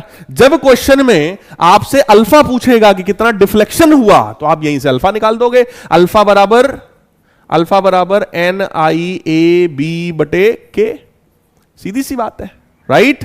क्लियर है, क्लियर है। ये जो NBA अपॉन K है प्यारे बच्चों, इसी को हम लोग क्या बोलते हैं, इसी को गैल्वेनोमीटर कांस्टेंट बोला जाता है। देखो भी आगे आएगा, देखो जरा भी आगे आएगा, सुनो मेरी बात को, right. Deflection produced in the galvanometer coil is proportional to current, हम सबको पता है। करंट की वैल्यू अगर उसी फॉर्मूले से हम लोग निकालेंगे तो करंट की वैल्यू कितनी आएगी, K upon NBA into alpha. ये जो K अपॉन NBA है इसको कैपिटल G बोलते हैं, and that capital G is known as galvanometer constant, या फिर इसी को current reduction factor of the galvanometer ये भी बोला जाता है। क्लियर है क्या। यहां पर उसी एक्सप्रेशन से K अल्फा बराबर NIAB, उसी एक्सप्रेशन से अगर हम करंट की वैल्यू निकाल लें तो ये वाले जो कांस्टेंट टर्म्स आते हैं ना K अपॉन NBA, इस K अपॉन NBA वाले टर्म को कैपिटल G बोला जाता है, और कैपिटल G क्या है, गैल्वेनोमीटर कांस्टेंट। अब हो सकता है आपसे किसी न्यूमेरिकल में, किसी क्वेश्चन में आपसे सीधे सीधे कहा जाए गैल्वेनोमीटर कांस्टेंट की वैल्यू बता दो, ठीक। तो गैल्वेनोमीटर कांस्टेंट की वैल्यू कितनी हो जाएगी भैया, that is K upon NBA, K upon NBA galvanometer constant की वैल्यू। K क्या है भाई साहब, K क्या है आपका, torsion constant of the spring. N क्या है, number of turns, B magnetic field, A area, ठीक है। और इसी को figure of merit of galvanometer ये भी कहा जाता है। गैल्वेनोमीटर कांस्टेंट को ही फिगर ऑफ मेरिट भी कहा जाता है ना, फिगर ऑफ मेरिट भी कहा जाता है। तो आप देख सकते हैं, आप सभी के सामने फॉर्मूला लिखा हुआ है, G is equal to I by alpha, that is equal to K upon NBA, ठीक है। ये वही वाला फॉर्मूला है बेटा, बार बार वही एक फॉर्मूला यूज हो रहा है, ठीक है। कौन सा formula, K alpha is equal to NIAB। इसी वाले फॉर्मूले से, बस यही एक फॉर्मूला है, इसी फॉर्मूले से आप देख सकते हो कि मैंने यहां से कैपिटल G की वैल्यू निकाली, गैल्वेनोमीटर कांस्टेंट, जो कि K अपॉन NBA के बराबर होता है। तो ये रहा K, NBA रहा, इसको नीचे ले आएंगे तो that will be equal to I by alpha, है ना। यानी कि current per unit deflection, current per unit deflection is known as figure of merit, or you can say is known as galvanometer constant, right। ठीक है भाई, definition भी मैंने दे दिया। अब ये जो एक स्लाइड है, this slide is one of the most important slides of today's discussion. आज के डिस्कशन की सबसे इंपॉर्टेंट थ्योरेटिकल स्लाइड है। पूछा जाता है बेटा, ये एग्जाम में डायरेक्ट पूछा जाता है और 100% आपसे पूछा जाएगा, इसलिए ये बात ध्यान रखिएगा, ये तो किसी हालत में छूटना नहीं चाहिए, ठीक है। सेंसिटिविटी ऑफ गैल्वेनोमीटर, सेंसिटिविटी का मतलब होता है कि किसी भी गैल्वेनोमीटर में जरा सा करंट फ्लो कराओ, थोड़ा सा करंट फ्लो कराओ, और उसमें बहुत बड़ा सा डिफ्लेक्शन अगर हो जाए तो हम लोग कहेंगे कि भैया जो गैल्वेनोमीटर हमारा है वो बहुत ज्यादा सेंसिटिव है। थोड़ा सा करंट फ्लो कराओ, डिफ्लेक्शन बहुत बड़ा सा हो जाए तो हम लोग क्या बोलते हैं भैया कि गैल्वेनोमीटर बहुत ज्यादा सेंसिटिव है।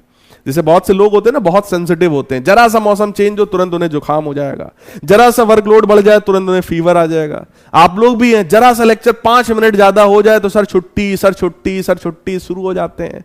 Those are sensitive persons. इतना सा लेक्चर बढ़ेगा रोना शुरू हो जाएगा। तो भाई साहब ये जो है सेंसिटिव पर्सन हो गए। कुछ लोग ऐसे होते हैं न्यूट्रल, आराम से बैठे हैं, हाँ पढ़ाओ पढ़ाओ सर पढ़ाओ, मजा आ रहा है सर, पढ़ाओ सर, कोई दिक्कत नहीं है सर, पढ़ाते रहो, बैठे रहेंगे आराम से, भले समझ में ना आ रहा हो लेकिन बैठे रहेंगे आराम से, है पढ़ाओ सर, मजा तो आ रहा है, आप पढ़ा रहे हैं, बड़ी मेहनत कर रहे हैं गुरुजी, मजा तो आ रहा है। तो कुछ वैसे भी होते हैं, दे आर इनसेंसिटिव हाँ भाई वो इनसेंसिटिव है, ठीक है। तो वही वाली बात यहां भी है प्यारे बच्चों प्यारे बच्चों वही वाली बात यहां भी है कि गैल्वेनोमीटर को सेंसिटिव तब कहेंगे जब वो large scale deflection they they for very small current, या बहुत ही स्मॉल पोटेंशियल डिफरेंस अगर हम दे दें तो भी वो बहुत बड़ा सा डिफ्लेक्शन अगर शो कर दे। देखो करंट दे दें या पोटेंशियल डिफरेंस दे दें बात एक ही है, राइट? तो उसको बोलेंगे सेंसिटिव। दो तरीके की सेंसिटिविटी होती है बेटा, करंट सेंसिटिविटी और voltage sensitivity.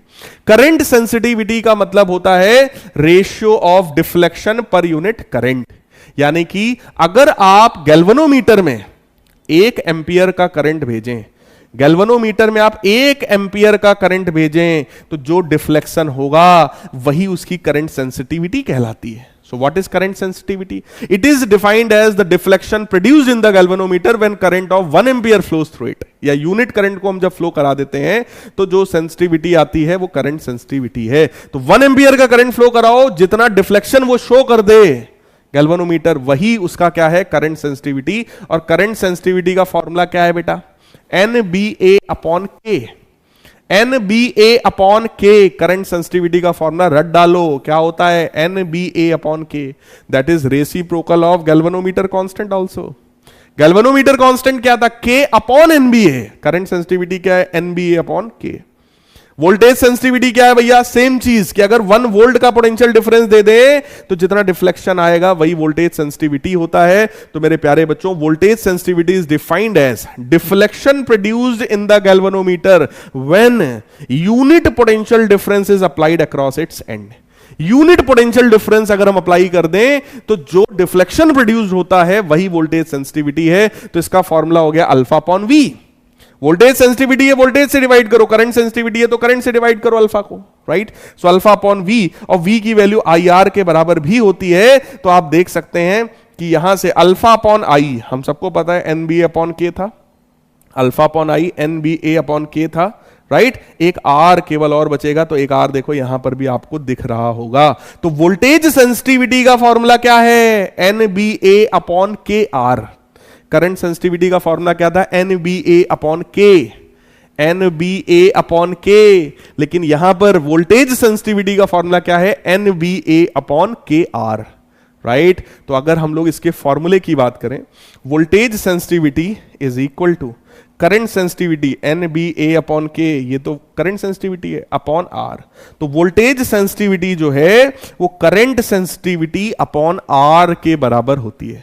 Normally Ohm's law क्या कहता है, V बराबर आई आर, लेकिन यहां पर कैसी बात आ रही है, वोल्टेज सेंसिटिविटी V बराबर आई बटे आर। ध्यान रखना ये वोल्टेज, ये सेंसिटिविटी है, ये वोल्टेज नहीं है, दिस इज सेंसिटिविटी। तो voltage sensitivity is equal to current sensitivity divided by R. कितने लोगों को बात एकदम चकाचक समझ में आ गई है? जल्दी से जरा थम्स अप कर दीजिए, तो जल्दी से थम्स अप कर दीजिए। कितने लोगों को बात एकदम क्रिस्टल क्लियर हो गई है कि हां सर सेंसिटिविटी समझ में आया। करंट सेंसिटिविटी है कि अगर गैल्वेनोमीटर में 1 एम्पियर का करंट फ्लो करा दो तो जितना डिफ्लेक्शन आता है वही करंट सेंसिटिविटी है, ठीक? 1 वोल्ट का पोटेंशियल डिफरेंस प्रोवाइड करा दो तो जितना डिफ्लेक्शन आता है वही वोल्टेज सेंसिटिविटी है। करंट सेंसिटिविटी का फॉर्मूला क्या है, NBA अपॉन के। वोल्टेज सेंसिटिविटी का फॉर्मूला क्या है, NBA upon K R, right? यानी कि वोल्टेज सेंसिटिविटी बराबर करंट सेंसिटिविटी बटे रेजिस्टेंस। पूछा जाता है प्यारे बच्चों, पूछा जाता है, पूछा जाता है। जल्दी से थम्स अप कर दो सब लोग जरा, तो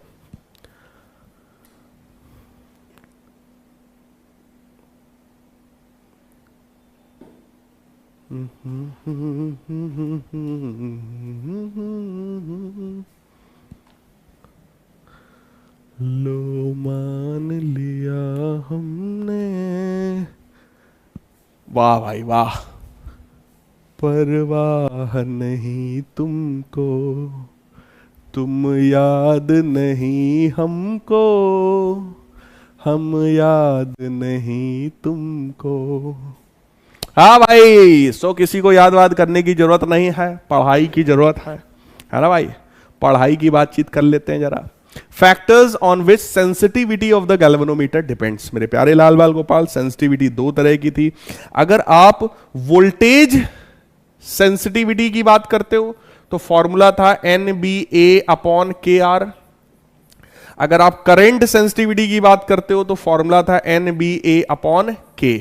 सीधी सी बात है, दोनों ही सेंसिटिविटी अगर आप ध्यान से देखो, अगर मैं पहले आपसे करंट सेंसिटिविटी की बात करूं तो करंट सेंसिटिविटी चेक कर लो जरा, number of turns per dependent है, मैग्नेटिक फील्ड पर डिपेंडेंट है, एरिया पर डिपेंडेंट है और टॉर्शन कांस्टेंट पर डिपेंडेंट है। साफ साफ दिख रहा है NBA और K इन चार चीजों पर डिपेंडेंट है। लेकिन वोल्टेज सेंसिटिविटी की बात करोगे तो वो रेजिस्टेंस पर भी आपका डिपेंडेंट हो गया।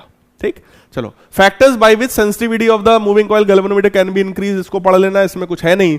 अगर आप करंट सेंसिटिविटी बढ़ा दोगे तो वोल्टेज सेंसिटिविटी अपने आप बढ़ जाएगा। सही ना भाई?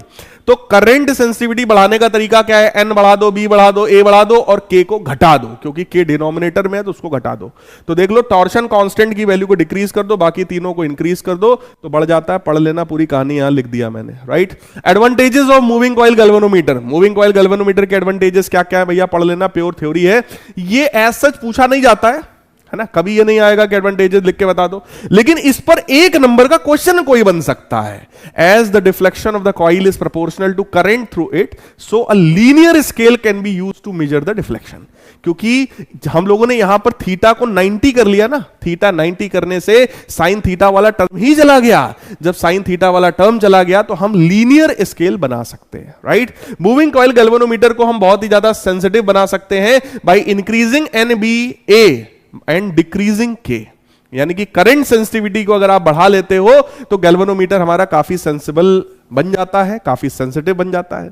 Coil is placed in strong magnetic field, जो कॉइल होता है उसको अंदर कॉनकेव मैग्नेट के अंदर हम लोग रखते हैं रेडियल मैग्नेटिक फील्ड, ताकि स्ट्रॉन्ग मैग्नेटिक फील्ड हो जाए कि बाहर की किसी मैग्नेटिक फील्ड से ये अफेक्ट ना हो। Coil is wound over a metallic frame, the eddy current produced in the frame bring the coil to rest quickly. Eddy current की बात बेटा आगे करेंगे, अभी आगे एक चैप्टर आएगा इलेक्ट्रोमैग्नेटिक इंडक्शन, वहां पे आपको थोड़ा सा एडी करंट समझाएंगे। अभी फिलहाल इसको बस एज इट इज चाहो तो लिख लो बस, ठीक है। जब एडी करंट आएगा तो आप खुद समझ जाएंगे। एडी करंट कभी भी डिजायरेबल नहीं होता है, वो सर्किट में हीटिंग इफेक्ट प्रोड्यूस करता है, कहीं ना कहीं एनर्जी को लॉस कराता है, राइट। तो यहां पर एनर्जी लॉस होने की वजह से बहुत इजीली वो रुक जाता है, ठीक है ना। लेकिन उसकी बात बाद में करेंगे, परेशान ना होना, आपका मन हो तो ये वाला पॉइंट उड़ा दो तुम, ठीक। Disadvantages of the moving coil galvanometer देख लो भैया, क्या the main disadvantage is that sensitiveness can not be changed at will, यानी कि जो सेंसिटिवनेस है इसका, उसको हम अपनी मर्जी पे हमेशा नहीं चेंज कर सकते हैं। All types of the moving coil galvanometer are easily damaged by overloading. अगर गैल्वेनोमीटर में ओवरलोडिंग हुई, जितने एम्पियर के करंट के लिए तुमने डिजाइन किया, अगर उससे ज्यादा उसमें आप करंट फ्लो करा दोगे तो फूंक जाएगा, राइट, खराब हो सकता है। फिर कई बार आपसे एक नंबर में क्वेश्चन पूछा जाता है कि भैया रेडियल मैग्नेटिक फील्ड क्यों यूज करते हैं। तो अभी समझाते समझाते 4 बार मैं समझा चुका हूं कि रेडियल मैग्नेटिक फील्ड यूज करने की वजह से हम इस थीटा वाले टर्म से बच गए, थीटा वाले टर्म से बच गए, क्योंकि थीटा हो गया 90 डिग्री, साइन 91 होता है, तो हम इस थीटा वाले टर्म से बच गए। नहीं तो सोचो यहां पे क्या होता, यहां पे बनता K अल्फा बराबर NBA, है ना, इनफैक्ट NIAB साइन थीटा, ऐसा बनता बेटा। बार बार हर जगह पर कौन सा टर्म आता, थीटा, साइन थीटा हर जगह पर इन्वॉल्व होता। साइन थीटा अगर हर जगह पर इन्वॉल्व होता तो ये मामले को कठिन कर देता। यहां पर क्या है, साफ दिख रहा है कि deflection directly proportional to I sine theta है। डिफ्लेक्शन किसके प्रोपोर्शनल हो जाता, I साइन थीटा। और हम लोगों ने क्या पढ़ा कि deflection directly proportional to current है। जैसे जैसे करंट बढ़ेगा वैसे वैसे थीटा भी बढ़ेगा, सॉरी, जैसे जैसे करंट बढ़ेगा वैसे वैसे हमारा डिफ्लेक्शन भी बढ़ेगा। और इस कंडीशन में अगर वो थीटा 90 ना होता तो भाई साहब साइन थीटा भी हर जगह लग जाता। और साइन थीटा का नेचर आपको पता है, 0 डिग्री पे 0 होता है, 90 पे 1 होता है, 180 पे फिर 0 हो जाता है, ये लोचा कर देता है। कभी पता चला डिफ्लेक्शन बढ़ रहा है, डिफ्लेक्शन फिर घटने लगेगा, फिर घटने लगेगा, फिर बढ़ेगा, तो डिफ्लेक्शन बड़ा अजीब टाइप का हो जाएगा, अनप्रिडिक्टेबल टाइप का होने लग जाएगा। तो उसको फिर मशीन बना पाना बहुत कठिन हो जाएगा। इसलिए हम लोग हमेशा रेडियल मैग्नेटिक फील्ड को जो है वो प्रीफर करते हैं। 2-3 लाइन में आप लिख सकते हो इस तरीके से। फॉस्फर ब्रॉन्ज की स्प्रिंग क्यों यूज किया जाता है, मटेरियल क्यों यूज करते हो भैया, तो पढ़ लो, मैंने साफ साफ आपको यहां पे पॉइंट्स दे दिए हैं टू द पॉइंट कि एक गुड कंडक्टर ऑफ इलेक्ट्रिसिटी होता है, डज नॉट ऑक्सीडाइज, जल्दी ऑक्सीडाइज नहीं होगा, परफेक्टली इलास्टिक होता है, very little elastic after effect. Elastic after effect आप लोगों ने क्लास 11th में पढ़ रखा है ना। इलास्टिसिटी वाला एक चैप्टर था क्लास 11th में, आज 11th की बुक खोलिएगा, इलास्टिसिटी वाला चैप्टर ओपन करिएगा, वहां पर इलास्टिक आफ्टर इफेक्ट आपको मिलेगा। पहले 11th की बुक से पढ़ना और फिर इस लेक्चर, इस वीडियो के लेक्चर पर फाइनली आके कमेंट करना कि हाँ सर पढ़ा है, उसका मतलब भी बताना क्या है। मैं चेक करूंगा कितने लोग सच में मतलब बताते हो। It is non magnetic, right, non magnetic होता है। Of all material it has minimum value of the restoring torque per unit twist, यानी कि टॉर्शन कांस्टेंट इसका सबसे कम होता है। तो इतना बड़ा लिखने की बजाय साफ साफ लिखना टॉर्शन कांस्टेंट इसका कम होता है। टॉर्शन कांस्टेंट कम होने की वजह से करंट सेंसिटिविटी बढ़ जाती है मेरे प्यारे बच्चों। तो ये मैंने 5-6 पॉइंट्स बता दिए, तुमसे ज्यादा से ज्यादा 2 या 3 पॉइंट पूछे जाएंगे जब भी पूछा जाएगा। इलास्टिक आफ्टर इफेक्ट नहीं है, जैसे नहीं समझ में आता है तो हटा ही देना, मत लिखना तुम। बाकी 3-4 पॉइंट आप लिख सकते हो, ठीक है, जिसमें ये वाला पॉइंट जरूर लिखना क्योंकि इंपॉर्टेंट पॉइंट है। बाकी तो ठीक है, जो याद रहे उसको लिख लो। फॉर्मूले मैंने एक जगह इकट्ठा कर दिए तुम्हारे, यहां पे फॉर्मूला देख लो भैया। के अल्फा जो है वो NBA के बराबर होगा, राइट। तो करंट की वैल्यू आप निकाल सकते हो यहां से, डिफ्लेक्शन की वैल्यू आप निकाल सकते हो उसी फॉर्मूले से। Figure of merit galvanometer constant that is current per unit deflection होता है K/NBA। करंट सेंसिटिविटी NBA/K होता है, वोल्टेज सेंसिटिविटी NBA/KR के बराबर होता है। ये सारी चीजें हैं। क्या आप सभी लोगों को गैल्वेनोमीटर एकदम क्रिस्टल क्लियर हो गया है? जल्दी से हार्ट स्पैम कर दो, धड़ाधड़ हार्ट स्पैम कर दीजिए, धड़ाधड़ सब लोग जल्दी से कर दो, फिर कुछ 2-3 क्वेश्चंस हो जाएं, फिर आप लोग की छुट्टी, राइट। गुनगुन शुरू हो गए, सर छुट्टी, सर छुट्टी। अरे नालायक हो है तुम लोग, मेरे नालायकों सुन के भी तुम लोग को अच्छा लगता है ना? सच में नालायक हो। कुछ बच्चे मैसेज करते सर नालायकों अच्छा लगता है सर आप जब बोलते हो तो। बताओ यार, डांटना भी जो है यहां बच्चों को अच्छा लग रहा है? सो यार यहां पर बेटा सारे फॉर्मूले आपके पास हैं, है ना। आई थिंक आप सभी को समझ में आ गया होगा सारी चीजें। आ जा भैया, अब आएगा मजा। देखो जरा क्वेश्चन देखो क्या है। A rectangular coil of area 5 × 10⁻⁻⁴ metre square and 60 turns. Area पता है प्यारे बच्चों, 60 टर्न्स हमें पता है, pivoted about one of its vertical sides. The coil is in radial horizontal field of 90 gauss, है ना, 90 gauss का horizontal field है। What is the torsion constant of the hair springs connected to the coil if the current of 0.2 milliampere produces angular deflection of 18 degree? आपकी NCERT का प्यारे बच्चों question है, आपकी NCERT का क्वेश्चन है। कैरी भाई आए हैं आपसे क्वेश्चन पूछने, तो आप सभी लोगों को इसका आंसर बताना है, राइट। सभी लोग जल्दी से बेटा आंसर इसका करिए जरा। तो 4 ऑप्शंस हैं आपके पास, पूरे 1 मिनट का समय है, धड़ाधड़ आंसर करिए।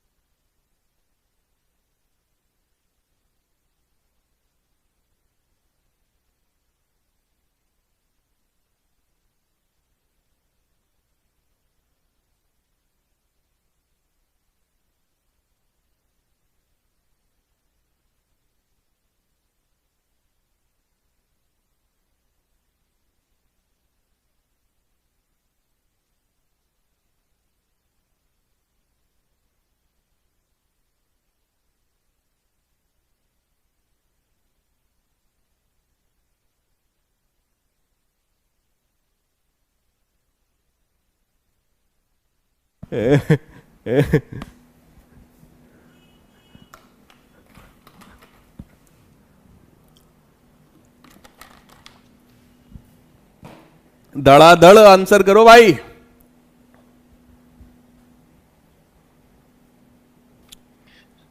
Twinkle twinkle little star.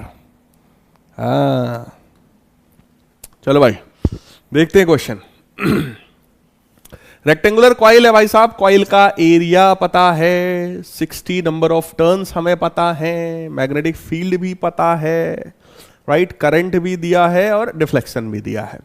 तो भैया एक ही फार्मूला हमको आता है, एक ही फार्मूला आता है, देखते हैं जो जो दिया है वैल्यू डालो, जो बचेगा देखा जाएगा। टॉर्शन कांस्टेंट दिया है क्या, what is the torsion constant, यही तो निकालना है बाबा। अल्फा कितना है जी, डिफ्लेक्शन कितना है 18 डिग्री, तो इसको 18 रखते हैं क्योंकि चारों ऑप्शन में देखो डिग्री दिख रहा है, इसलिए 18 डिग्री एज इट इज रखते हैं। नंबर ऑफ टर्न्स बेटा कितने हैं 60 टर्न्स। करंट कितना है 0.2 मिली एम्पियर 10 की पावर -3, ठीक है। एरिया कितना है प्यारे बच्चों 5 इंटू 10 की पावर -4 मीटर स्क्वायर। और मैग्नेटिक फील्ड कितना है रे बाबा 90 गॉस, 90 गॉस। तो 1 टेस्ला इज इक्वल टू 10 की पावर 4 गॉस होता है भाई, तो ये 10 की पावर -4 हो जाएगा, राइट। ये वैल्यूज हैं यार, सारी चीज रख दिया है, बस धड़ाधड़ के की वैल्यू निकाल लो बेटा, के की वैल्यू निकाल लो। 18 पंचे 90 5 हो जाएगा, तो ये बन जाएगा जी 60 इंटू 0.2 इंटू 5 5 25 इंटू 10 की पावर, देखो -4 -4 -8 होगा, -3 -11 हो जाएगा।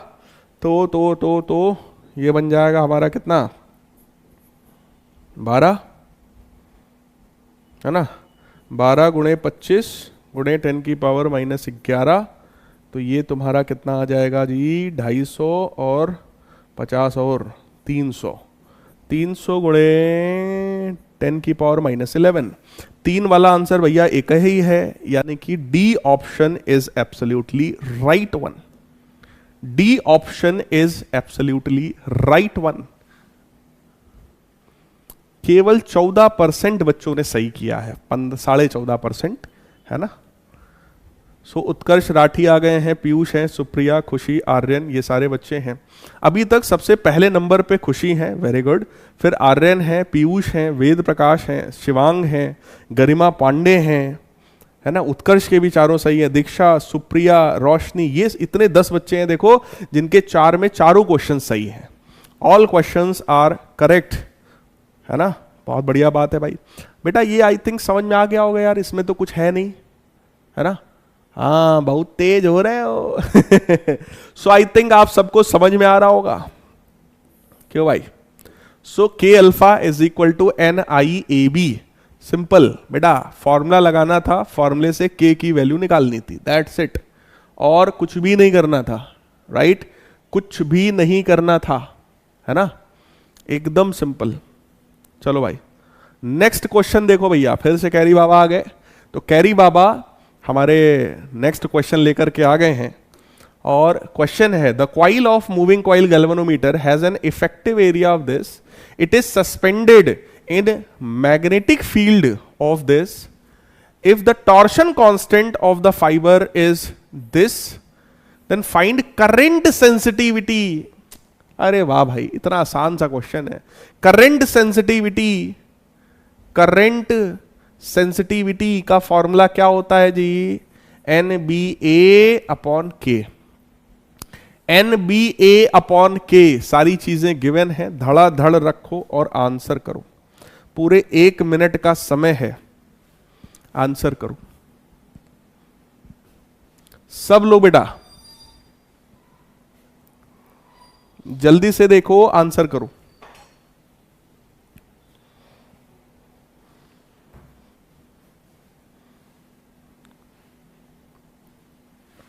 ABCD 4 ऑप्शंस हैं आपके पास, सिंपल फॉर्मूला है, सॉल्व करिए।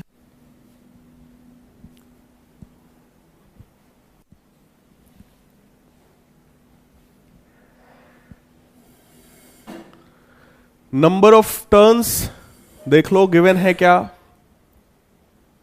नहीं है तो नंबर ऑफ टर्न्स को 1 मान लेंगे हम लोग, राइट। मैग्नेटिक फील्ड हमें गिवन है, एज इट इज उठा के रख दो। मैग्नेटिक फील्ड देखिए कितना है 2 इंटू 10 की पावर -2, एरिया कितना है 5 इंटू 10 की पावर -2, ठीक, डिवाइडेड बाई के। टॉर्शन कांस्टेंट हमें 4 इंटू 10 की पावर -9 गिवन है, राइट। इसको सॉल्व करो, इसको सॉल्व करो, ये कितना आ जाएगा आपका, ये कितना आएगा 10 बन जाएगा, ठीक। और ये बाई 4 है, तो एक काम करते हैं, इसको देखो 10 की पावर -2, 10 की पावर -2, 10 की पावर -4 होगा, 10 का और मल्टीप्लाई करोगे तो 10 की पावर -3 होगा, upon 4 into 10 to the power -9, this will become 0.25 into 10 to the power 6, right. 0.25 into 10 to the power 6, कुछ इस तरीके का बेटा हमारा आंसर आया, राइट। कुछ इस तरीके का आंसर आया। लेकिन ऑप्शंस को अगर आप ध्यान से देखो ना, तो ऑप्शन देख करके ही साफ समझ में आ रहा है भैया कि ए ऑप्शन हमारा एग्जैक्टली करेक्ट है। हालांकि अभी एग्जैक्ट मैच नहीं किया है। क्यों नहीं मैच किया? क्योंकि हमसे करंट सेंसिटिविटी पूछा गया डिग्री पर माइक्रो एम्पियर में, और हम लोगों ने क्या निकाला है, डिग्री पर एम्पियर में, है ना। करंट सेंसिटिविटी क्या था, याद करो जरा, that was deflection per unit current, right. तो हम लोगों ने क्या निकाला, this is deflection per unit current, पर एम्पियर आपने निकाला है, लेकिन आपसे माइक्रो एम्पियर में पूछ रहा है। जब माइक्रो एम्पियर करोगे तो 10 की पावर 6 वाला टर्म गायब हो जाएगा, and this will become 0.25 degree पर माइक्रो एम्पियर, यानी कि A option is absolutely right one. आइए देखते हैं कितने बच्चों ने ए ऑप्शन सही किया। अरे वाह भाई, 49% बच्चों ने बिल्कुल सही किया है प्यारे बच्चों, बहुत ही बढ़िया है। सबसे फास्ट किया है उत्कर्ष ने, आदर्श ने, आशुतोष ने, चेष्टा, सत्यम, ये 5 बच्चों ने बहुत फास्ट सॉल्व किया है। वेरी गुड, बहुत बढ़िया भाई। नेक्स्ट क्वेश्चन हमारे पास देखिए क्या है, अ current of 200 micro ampere deflects the coil of moving coil galvanometer through 30 degree. कह रहे हैं कि जब इतना करंट फ्लो करते हैं तो 30 डिग्री का डिफ्लेक्शन आ जाता है। चैट को ऑफ कर रहे हैं, सिर्फ आपको ऑप्शंस मिलेगा, आप सब लोग सॉल्व करिएगा, ठीक। जब इतना करंट फ्लो कराते हैं तो 30 डिग्री का डिफ्लेक्शन आता है। What should be the current to cause rotation through π/10 radian. देखो π/10 का मतलब क्या होता है, पाई का मतलब 180 डिग्री और π/10 का मतलब हो गया 18 डिग्री, राइट। कह रहे हैं कि जब 30 डिग्री का डिफ्लेक्शन होता है तो करंट था 200 माइक्रो एम्पियर, तो जब 18 डिग्री का डिफ्लेक्शन होगा तब कितना करंट होगा, ठीक है, ये तुमको यहां पे बताना है।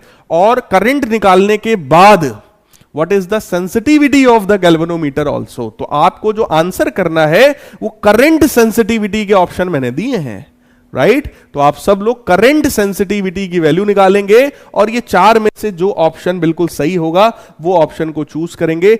90 सेकेंड्स का टाइम है आप सभी के पास, सॉल्व करिए, जल्दी से सॉल्व करिए। ये आज की क्लास का लास्ट क्वेश्चन है, इसके बाद सिर्फ होमवर्क है, राइट।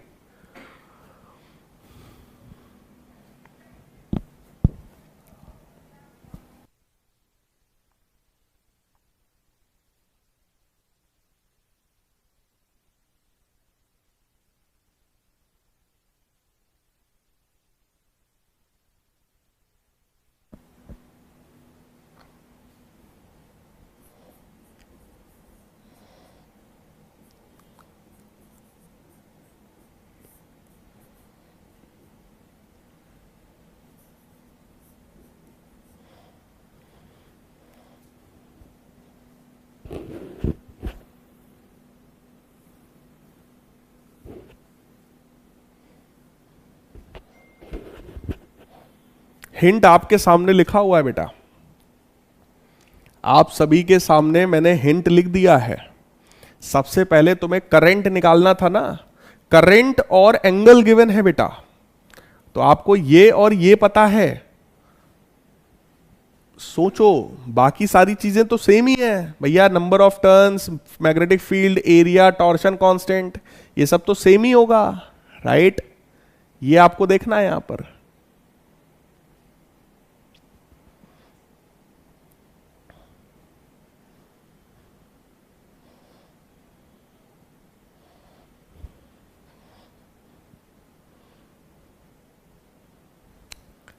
देखो, अगर ये सारी चीजें कांस्टेंट हैं, ठीक, तो अल्फा अपॉन आई भी कांस्टेंट होगा, है ना। यानी कि alpha is directly proportional to current, या कह लो कि current is directly proportional to alpha, right. So I1 upon alpha 1 is equal to I2 upon alpha 2। पहले करंट कितना था, 200 माइक्रो एम्पियर का, और उस समय डिफ्लेक्शन कितना था 30 डिग्री का, दैट इज इक्वल टू, अभी करंट निकालना है और डिफ्लेक्शन कितना है 18 डिग्री का, ठीक। तो करंट की वैल्यू हमारी निकल करके आ गई 18 degree upon 30 degree multiplied by 200 micro ampere, right. इसको सिंप्लीफाई करिए तो ये 6 से कैंसिल होगा आपका, ये 5 से कैंसिल होगा, एंड ये देखिए 5 से फिर से कैंसिल हो जाएगा, दिस विल बिकम 40 इंटू 3 करोगे बेटा आएगा 120 micro ampere. 120 micro ampere is the value of current. Current अगर पता चल गया है तो करंट सेंसिटिविटी आपको निकालना है, that is alpha upon I, right. तो अल्फा की वैल्यू हम लोग को पता है कितना 18 डिग्री, और करंट की वैल्यू हम लोगों ने निकाल रखा है 120 माइक्रो एम्पियर, राइट। इसी को सिंप्लीफाई करो बस, इसी को सिंप्लीफाई करो बस, you will get your answer. So this will become, degree में ही आंसर हमें चाहिए तो इसको हम लोग सॉल्व कर रहे हैं एज इट इज। तो ये आपका 6 से कैंसिल करोगे 3 आएगा, इसको करेंगे 20 आएगा, right. So this is 3 upon 20 micro, है ना। 3/20 का मतलब कितना हो गया 0.15 डिग्री पर माइक्रो एम्पियर। 0.15 डिग्री पर माइक्रो एम्पियर जैसा ऑप्शन प्यारे बच्चों कौन सा है, ए ऑप्शन। आइए देखते हैं ए ऑप्शन आप में से कितने लोगों ने टिक किया था। 27% बच्चों ने बिल्कुल सही जवाब दिया था, दैट वाज ए ऑप्शन। और सबसे फास्ट आंसर दिया अभिनव पीयूष। लो भैया एसबीआई बैंक भी आ गई हमसे पढ़ने, बहुत बहुत स्वागत है आपका एसबीआई बैंक। हमें भी कभी जरूरत पड़ेगी तो हम आपके पास आएंगे, है ना। ऋषि और अंकुर एसएचएम सभी लोग हैं यहाँ पर, इन लोगों ने बड़ा ही फास्ट सॉल्व किया है, बहुत ही बढ़िया। लेकिन अंदाजा ना मारा हो ऐसी मैं उम्मीद करता हूं, राइट। सो देखो एक बार फिर से बेटा समझा रहे हैं इस क्वेश्चन में किया क्या है, क्योंकि बढ़िया क्वेश्चन था तो कुछ लोग जो है उनको दिक्कत जरूर हुई होगी। करंट सेंसिटिविटी का बेटे फॉर्मूला होता है NBA अपॉन के, जो कि होता है डिफ्लेक्शन पर यूनिट करंट के बराबर, ठीक। क्वेश्चन में देखो हमें क्या क्या गिवन है। क्वेश्चन में कह रहे हैं कि जब करंट 200 माइक्रो एम्पियर था तब डिफ्लेक्शन 30 डिग्री था। कह रहे हैं कितना करंट फ्लो कराएं कि डिफ्लेक्शन जो है वो 18 डिग्री के बराबर हो जाए, ठीक है। एक चीज सोचो यार, जो NBA अपॉन के है यानी कि जो करंट सेंसिटिविटी है, क्या ये करंट पर डिपेंडेंट है भाई? ये तो डिफ्लेक्शन पर यूनिट करंट है ना, यूनिट करंट पर डिफ्लेक्शन, ये तो कांस्टेंट हो गया, राइट। तो करंट चेंज करने से करंट सेंसिटिविटी बेटा चेंज नहीं होती है ना, इस पर कोई फर्क नहीं पड़ता है। तो ये आप यहां से भी निकाल सकते थे, डिफ्लेक्शन 30 डिग्री और करंट 200 माइक्रो एम्पियर। अगर उसको मैं यहां पे यूज कर लेता इन दोनों की जगह डेटा, तो भी आपका आंसर आ जाता, राइट। तो फिलहाल हमें ये पता चला कि भाई ये वैल्यू तो कांस्टेंट है। अगर ये कांस्टेंट है तो current is directly proportional to alpha, ये सबको वैसे भी पता होना चाहिए, पहले भी बताया गया था। तो I1 अपॉन अल्फा 1 बराबर I2 अपॉन अल्फा 2, कुछ इस तरीके से हम लोगों ने अप्लाई किया तो करंट की वैल्यू आ गई, और जब करंट आ गया तो करंट सेंसिटिविटी आ गया। That is your option number 1। I hope सभी को बात एकदम सही से समझ में अच्छे से आ गई होगी। अब ये आपका होमवर्क का क्वेश्चन है, आपकी एनसीईआरटी का है, बहुत ही प्यारा क्वेश्चन है। यहां पर एक बात किया जा रहा है, इक्विलिब्रियम कब स्टेबल है और कब इक्विलिब्रियम अनस्टेबल है। हाँ, तो ये आपकी केमिस्ट्री वाला इक्विलिब्रियम नहीं है, राइट। ये फिजिकल इक्विलिब्रियम की बात हो रही है। इक्विलिब्रियम का मतलब होता है बेटा नेट फोर्स का जीरो होना और नेट टॉर्क का जीरो होना। जिस सिस्टम पर नेट फोर्स और नेट टॉर्क जीरो होता है वो सिस्टम हमारा फिजिकल इक्विलिब्रियम में कहलाता है, ठीक है। तो बहुत ही बढ़िया प्यारा सा क्वेश्चन एनसीईआरटी का, ट्राई करिएगा। मैंने आपको सोल्यूशन भी दिया है, लेकिन पहले ईमानदारी से सॉल्व करो, ना आए तब सोल्यूशन पर आओ। वोल्टेज सेंसिटिविटी पर बिल्कुल सेम फॉर्मूला बेस्ड टाइप का क्वेश्चन है वोल्टेज सेंसिटिविटी के लिए, इसको आप सॉल्व करिएगा। इसका भी मैंने आंसर आपको दे रखा है। यहां पर भी एक करंट सेंसिटिविटी और वोल्टेज सेंसिटिविटी से रिलेटेड एक क्वेश्चन और है। तो 3-4 क्वेश्चन आज मैं होमवर्क में आपको दे रहा हूं। ये चौथा क्वेश्चन है आपका, राइट। और सबके सॉल्यूशंस भी मैंने आपको दे रखे हैं। सो आई होप आज के लेक्चर में गैल्वेनोमीटर क्या है, क्योंकि ये एक ऐसा टॉपिक है एक्चुअली कि गैल्वेनोमीटर की जब सेंसिटिविटी पूछी जाती है, गैल्वेनोमीटर पे कोई न्यूमेरिकल पूछ दिया जाता है, तो जनरली जो है बच्चों की हालत खराब हो जाती है। इसलिए मैंने सोचा क्यों ना आज एकदम आपको फुल ऑन PhD करा दिया जाए भाई साहब इस टॉपिक पर, है ना। तो सबसे पहले आज की क्लास में सबसे फर्स्ट रैंक पर है खुशी, फिर हैं राठी साहब, उत्कर्ष राठी, आर्यन, दीक्षा, आशुतोष, रोशनी, पीयूष, चेष्टा, वेद प्रकाश और गरिमा पांडे। ये 10 बच्चे हैं जिन्होंने 6 में से 6 क्वेश्चन सही किए हैं। तो बहुत बहुत कॉन्ग्रेचुलेशंस है, बेस्ट विशेस, बहुत बढ़िया, आप लोग बहुत अच्छा कर रहे हैं।